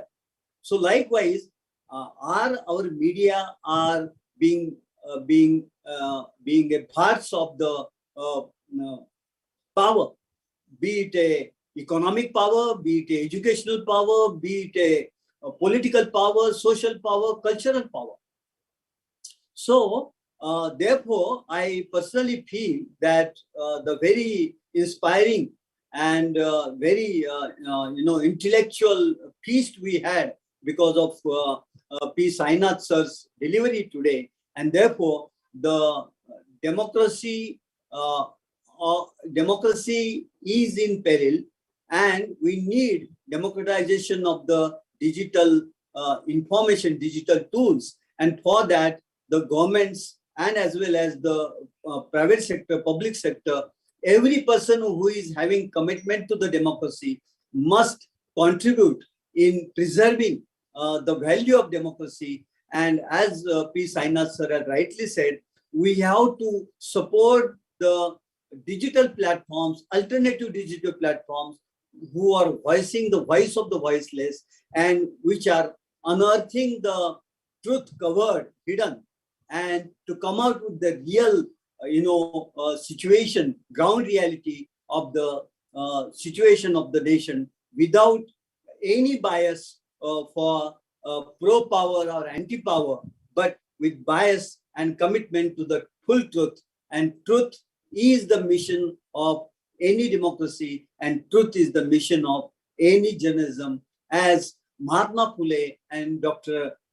Mahatma Phule as well as Mahatma Gandhi has preached that truth is the God. And if truth is the God, we should not try to tarnish the image of the God, and we should protect the image of the God. The spiritually we should do that, and in missionary zeal we should do that, and we should teach our students the spirit of democracy, the spirit of values of democracy.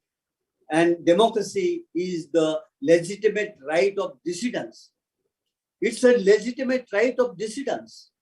And if that is a marketplace of ideas, if the democracy is a marketplace of ideas, the conflicting ideas, conflicting views should come forth, and we should do free opening. If it is a minority view, doesn't matter. If it is a small view, doesn't matter. A single person is expressing that, doesn't matter. But that should be voiced and reach out to the public at large. That is the real mission of democracy. And the digital challenge we are facing, digital monopoly challenge we are facing, we need to build an institution which will lead us to the digital equality and democratization and diversity of media voices. That is what I'm saying. Once again, I thank IMS Utkal University, Professor Upendra Padi, Honorable Vice Chancellor of the University, and the whole team, including Manoranjan Panda, for organizing such an excellent academic and serious event, and organizing a lot of technical sessions, sub-themes, discussing and involving, national level people from different regions who have not been, focused or given chance and opportunity to express themselves. That has been done by Professor Padi, under the Professor Padi's leadership. Once again, I salute them, and I hope that our next, National Media Conclave will convert itself into an international platform, and this can be platform on Asian region or South Asian region, and all the best academicians, professionals, and industrialists, thinkers, writers will gather on this platform, and this can be in true sense a platform of diverse opinions and diversity of intellectual deliberations and expressions. Thank you very much. Wish you all the best. Namaskar. Thank you so much, Professor Gavhani, for this erudite talk. And as you rightly pointed out, the responsibility of the common citizens in terms of protecting the democracy. One quote that you said, and I've noted it down, is the question that how to accept digital democracy in the environment of digital slavery. So this is indeed true that when there is a complete monopoly, not in terms of just existence only one media, but for the fact that the media has been completely overtaken by a few individuals in our country who are the powerful lot.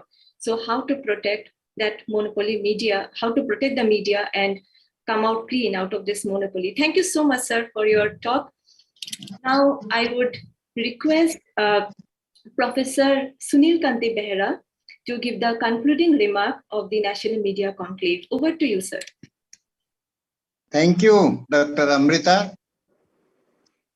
I was listening to right from the morning session on community radio. It was such a wonderful and engaging session where from these dominant media forms, we have been taken to a public space, that is community space, where we can do a lot for the development and social change of the people and the nation. That was a quite engaging session. But before concluding the whole National Media Conclave, I deem it as a duty to speak few words about P. Sainath's deliberations. First, I am speechless. Second, it forced me to make an introspection of mine as a teacher and as a citizen of the country. And perhaps I believe that I have failed as a citizen. We all say that the media monopoly is there and there are 10, 12 media houses which are controlling the media. How to protect these media houses from the monopoly control of the few corporate houses? We always talk about that, but we never raise the voice. As teachers, have we taught our students how to raise voice and how to simply we are training them, simply we are educating them to fill the space of these big corporate media houses. We are not in a big way, we are not telling them how to create an alternate space, how to create, how to have more peace arts, how to have more such journalists. Over the last 40 years, we had only one peace art who can speak fearlessly. He says that we got independence, but we lacked freedom. Still, he speaks fearlessly. Why can't we? We as teachers, we always say that our job is to build up the future citizens. Is it our job to simply tell them about in a sugar-coated way? No. If we make a threadbare analysis of what Sainath says, everything we have to agree. There's a gigantic shift from the moral universe of the media to a material universe of the media. There is a need for digital democracy. There is a need for digital media is here to stay. There is need for digital democracy. There is need for also digital diversity. Lot of things. He talked about pandemic. How many of us have taught the students, told the students about the way the Indian media behaved and reported the pandemic? How many of us have asked them to do research, write small articles on the what Sainath says is the largest migration, distress migration that happened during pandemic, which is even larger than the migration that happened during the partition of India. The economy was going down, the GDP went down by 7.6%, but the billionaires, number of billionaires have increased. So we always become escapist. When we teach our students, we perhaps, whether you agree or not, personally, I feel today that we are all escapists. We escape ourselves from the harsh realities. And when our students ask, sir, you are teaching us media ethics, but in reality, when we go down there and when we meet our alumni, they say that it's far, far away from ethics, to which we do not have an answer. At best, now, after the digital media, we say that create your own space, create your own platform, as very rightly P. Sainath had said. So it is a wonderful eye-opener for at least me, and I believe it will, we always keep telling, give voice to the voiceless. Now, when we, as the front runners of the society, do not have the voice, how we can give voice to the voiceless? We do not have voice. We do not have freedom. We are fearful for our service. We are fearful for our material progress. So now, the best thing that in my opening remarks in the inaugural, I said the NMC's focus is not always the interactions that will happen between the teachers and the scholars, but students and scholars, our main focus. And we had about 5 parallel sessions. We had plenty of papers. I'm sure we couldn't accommodate all the papers, but we got very good papers, and there are the most important thing is the discussions and deliberation, the question answer session that happened not only during the parallel sessions but also in the plenary sessions. We were running short of time, that's why I couldn't accommodate all the questions. But let me take this opportunity of saying that we have the jury has chosen 3 best paper presenters. 3 best paper presenters. One is Serene Verma. She is a research scholar in MIT University, Chhattisgarh, Raipur. And she talked about developing e-learning pedagogy because the area was certainly digital technology. So she thought it appropriate to talk about developing e-learning pedagogy for successful realization of NEP 2020's vision. So e-learning pedagogy, that was one of the paper award we have given. Second is Shreya Sinni, a young professional working with the government of Jharkhand and with their development sector. And she is also a research scholar. She presented her thoughts in a form of research paper, Communication for SDG 3, specifically. Communication for SDG 3, a study of non-governmental development campaigns and strategies in Jharkhand. It's an experiential study. The experimental studies he has presented that was quite useful. And the third winner was Somnath Sahu. He is an assistant professor at AAFT University, again Raipur, Chhattisgarh, who talked about again social media and mobile device as new sharing learning platforms. So in the age of digital media, these are the 3 papers which have been selected as the best paper presenters, and my heartfelt congratulations to Serene, Shreya and Somnath.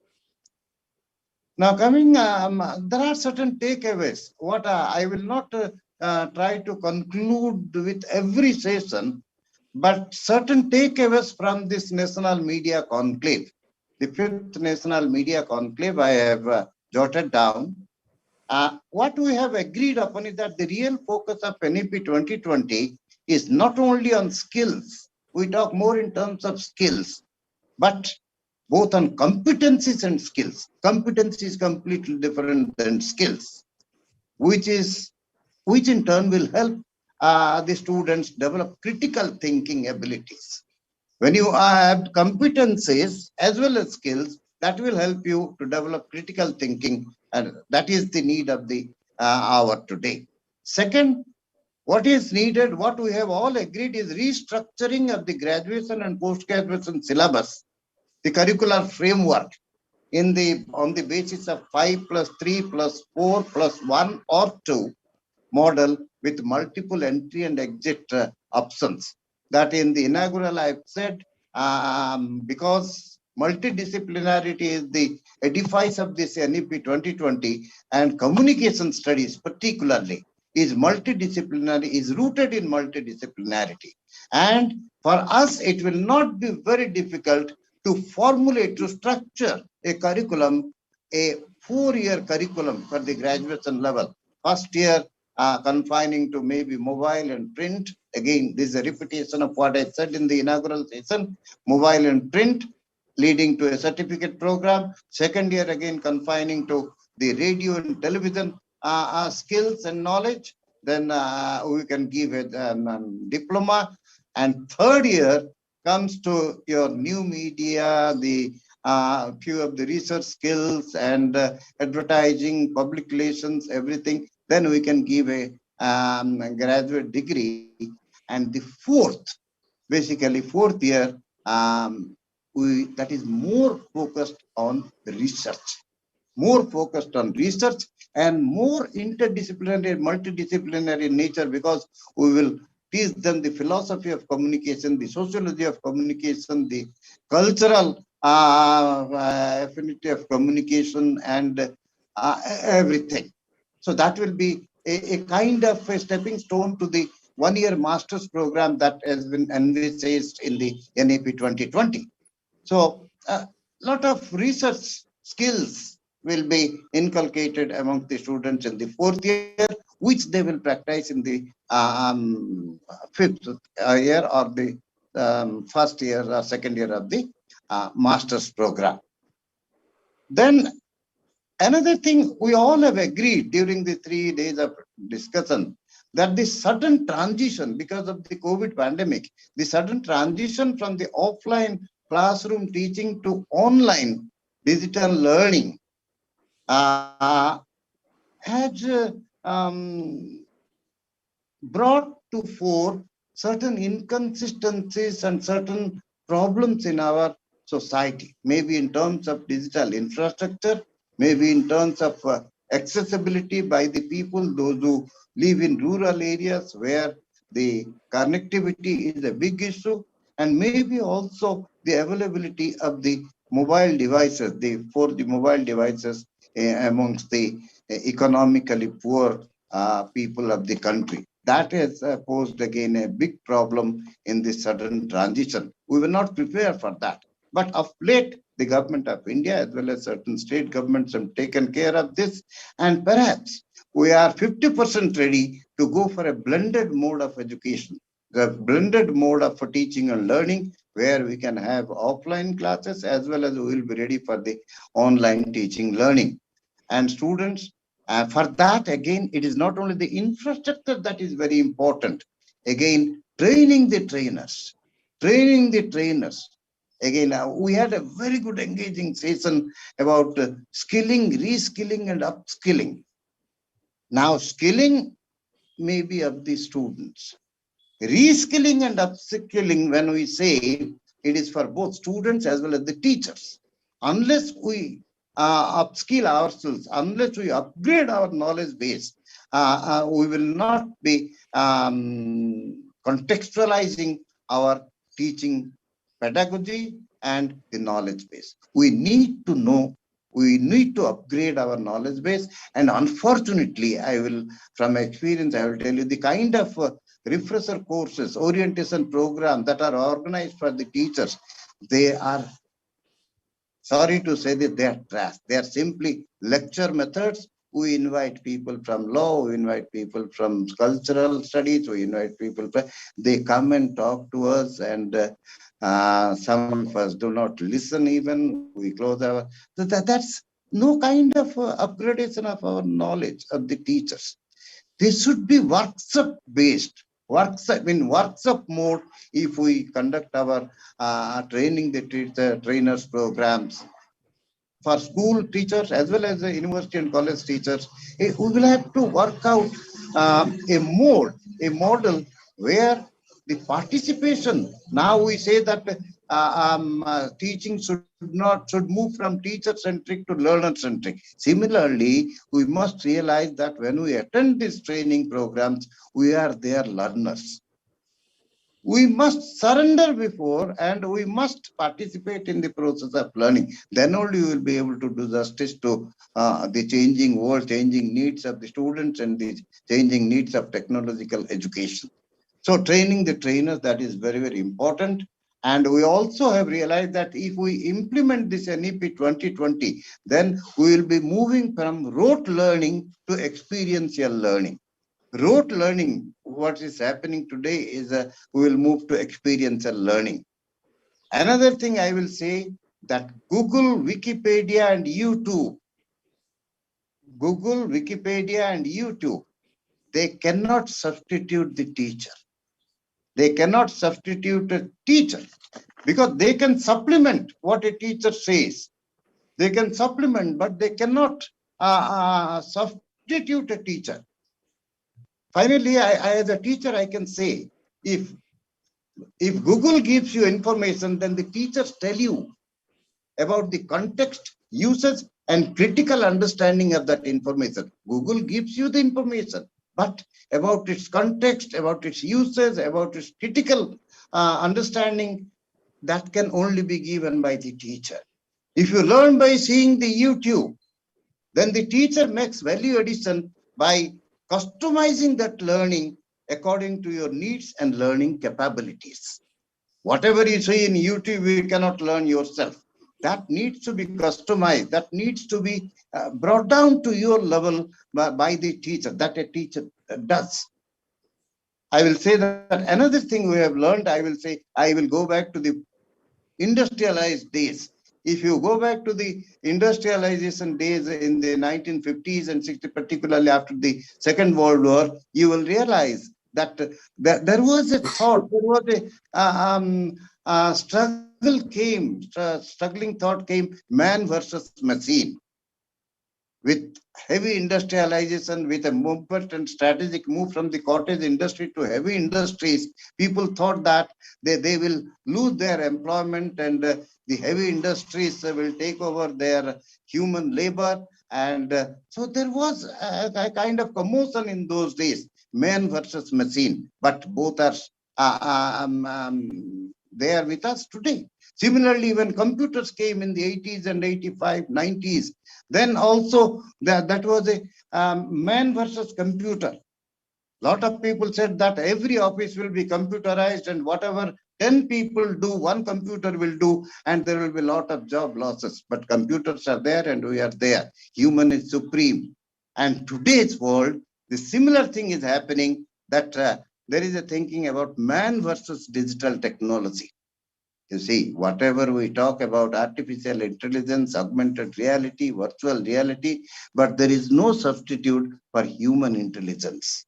Can any technology work without the involvement of human being? No.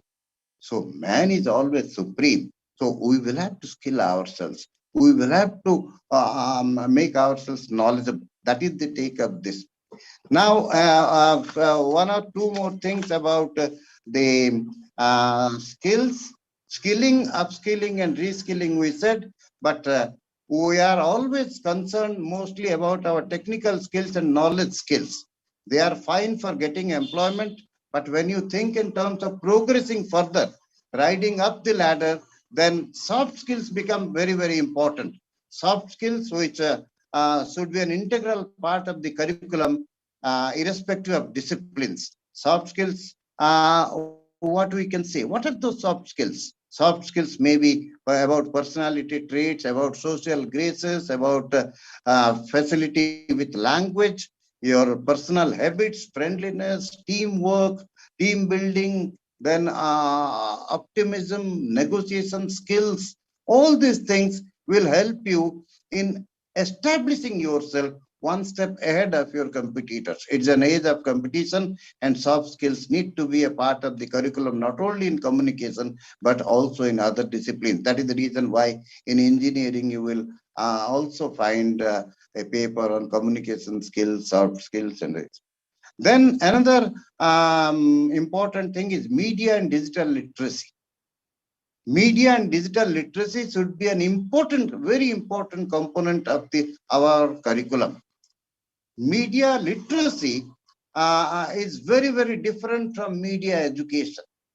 Media literacy gives us the power to comprehend what is being offered to us, to understand, to use its, to understand its context, and to also understand the applicability of that information for our own good and the social good. That's media literacy. Media literacy also has gained coinage because of the digital tools. Now, user-generated content, you must have heard about that. User-generated content is more because of the social media. So media literacy is more needed, not only by the students, but also by the common man, by the common people who can also create content for this. So these are the few of the things which have been discussed during these 3 days of the 5th National Media Conclave. I am extremely happy to be a part of this, and it will be unfair on my part if I do not congratulate heartily Dr. Upendra Padi and his team, because you see, he is the man who has been working day and night. Not only this year, I have seen him working right from the first National Media Conclave in 2017 to 2021. And let me say also that, you see, organizing a physical conclave has different problems, but organizing again a virtual conclave has a lot more problems. Maybe digital, we always say that digital technology is an enabler, digital technology is a facilitator, but we have seen today how digital technology has blocked the speech by BP Sanjay. We could not hear that. So, lot of works are being done by Professor Padi and his team. I am very grateful to Padi and his team for organizing this and giving me this an opportunity to conclude. And I will also say that Dr. Amrita Chakrabarti, she has very nicely moderated the session and taking the important point from every speaker. Claps for her. And Professor Sudhir Gawane has been a guiding spirit for this 5th National Media Conclave. I am really thankful to you, sir, and I hope you will keep guiding the successive media conclaves in the coming years. Thank you very much. Thank you so much, Professor Bheda, for this extremely informative talk. And I'm pretty sure that all our media academicians who are attending the session today are greatly benefited by your talk today. As you have rightly pointed out in the very beginning of your talk, that what is the responsibility as a teacher we are having, that we are really producing some of the citizens for the future who can stand against the power or who can talk for truth. And thank you for announcing the name of the Best Paper awardees for this conclave.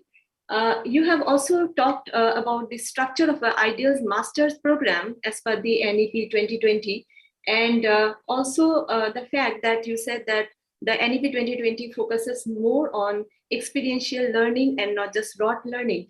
And thank you for putting a highlight on the fact that although you have experienced that when computer was there, people were actually afraid that whether they are going to take the job of common human being, but thankfully it never happened. So now, as our generation is really in fear that is artificial intelligence going to take our role, but hope that humanity exists and humanity will excel all through the life. No one can take over human intelligence. We will be there. Sure, sir. Thank you so much. Thank you for your talk. And now I would like to request the convener of the conclave convener, Mr. Manoranjan Panda, to share his vote of thanks, and thank you all.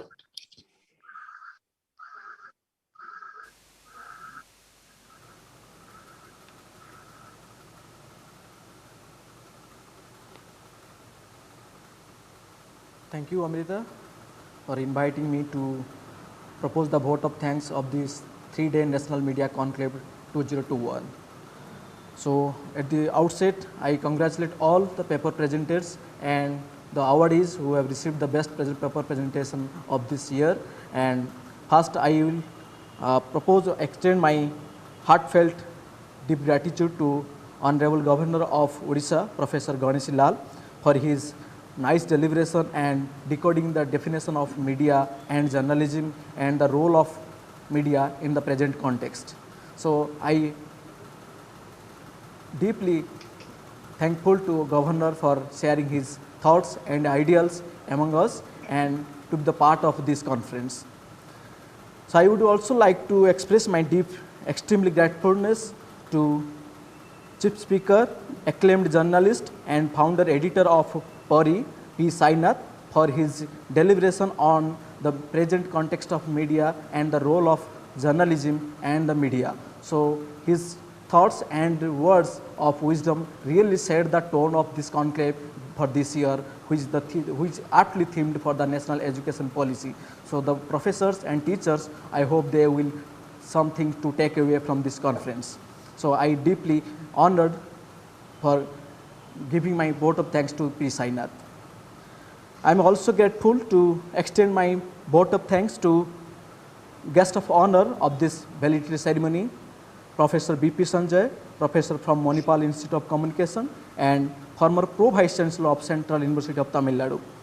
Though he was not present physically and virtually, but his recorded message really inspired us to be the torchbearer in the next years of conclave to make it more brighter and stronger. Thank you, BP Sanjay sir, for your words, and that will really help us to correct ourselves.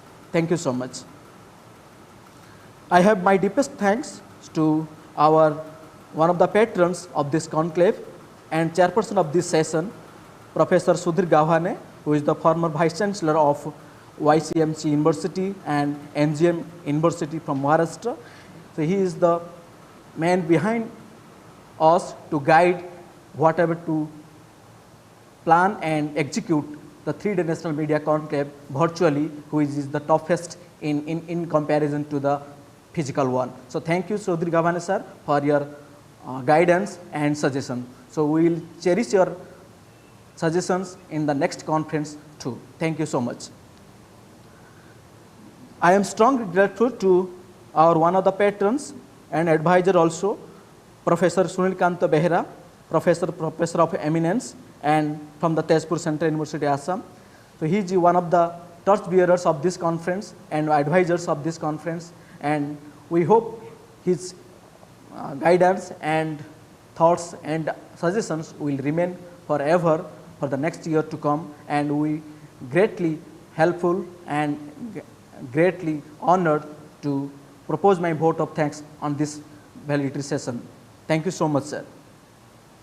I also extend my vote of thanks to Dr. Amrita Chakraborty, Assistant Professor of Pandit Dindayal Energy University, for nicely moderating this session and decoding the message of all speakers in a nutshell.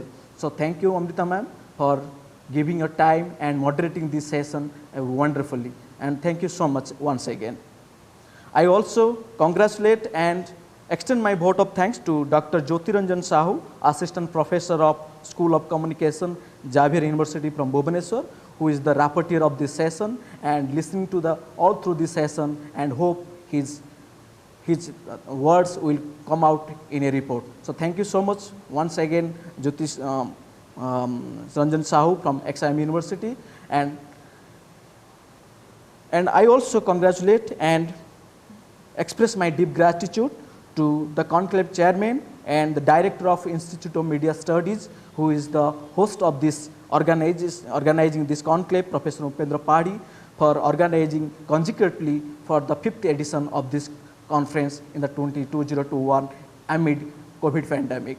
So I also express my deep gratitude to the co-host of this conference, the Media and Entertainment Skill Council, MESC, Government of India, and especially Mohit Soni sir for his support and collaborative support in this regard for executing this virtual conference so smoothly. And thank you so much once again, sir. So I also propose my vote of thanks to all the scholars, participants who were joined in our virtual session in the live streaming of YouTube and Facebook, and the students from other universities like Central University of Jharkhand, students from Calcutta University, students from Jadavpur University, students from Vishwabharat University, students from Utkal University and Trivandrum University and other private universities. So, and students from Institute of Media Studies. So, I extend my vote of thanks also Devamani Mukherjee ma'am for supporting in collecting questions from the Facebook and YouTube and putting forward to the moderators for the discussion and for the answer to the participants. So, thank you once again all. So, we will meet you once again in the 2020 and hope this time we will meet physically. So, till then, have a good day, stay healthy, stay home. Thank you so much.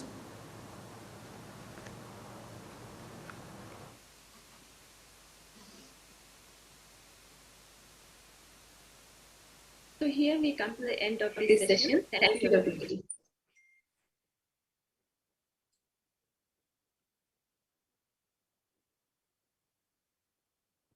जनगण मन अधिनायक जय हे भारत भाग्य विधाता पंजाब सिंध गुजरात मराठा द्राविड़ उत्कल बंग विंध्य हिमाचल यमुना गंगा उज्ज्वल जलधि तरंग तव शुभ नामे जागे तव शुभ आशीष मांगे गाहे तव जय गाथा जनगण मंगलदायक जय हे भारत भाग्य विधाता जय हे जय हे जय हे जय जय जय जय हे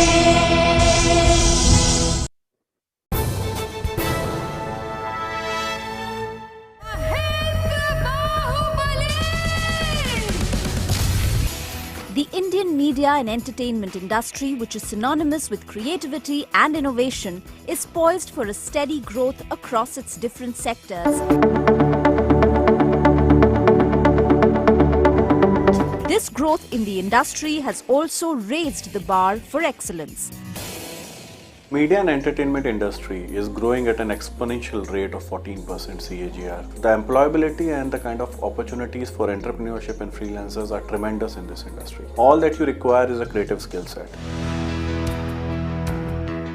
Under the Ministry of Skill Development and Entrepreneurship, the Media and Entertainment Skills Council aims to create a robust and vibrant ecosystem for quality vocational education and skill development through its training centers and partners across the country. More than the people who are getting trained in the system right now, the demand for them is much more higher. And that is the reason the placement opportunities for a training institution is always above 50% in the media sector.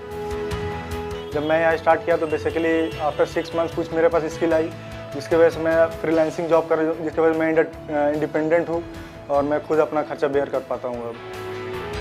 Contributing to the Skill India revolution that has swept the nation, MESC is hard at work to create 11.74 lakh skilled workforce by 2022. We'll open up the world for you so that you can choose what you're best at. The Ramesh Sippy Academy of Cinema and Entertainment is happy to support the Skill India mission. We just hope that this country has many greater skilled force in the movies, in many other fields that you all are working at. All the very best.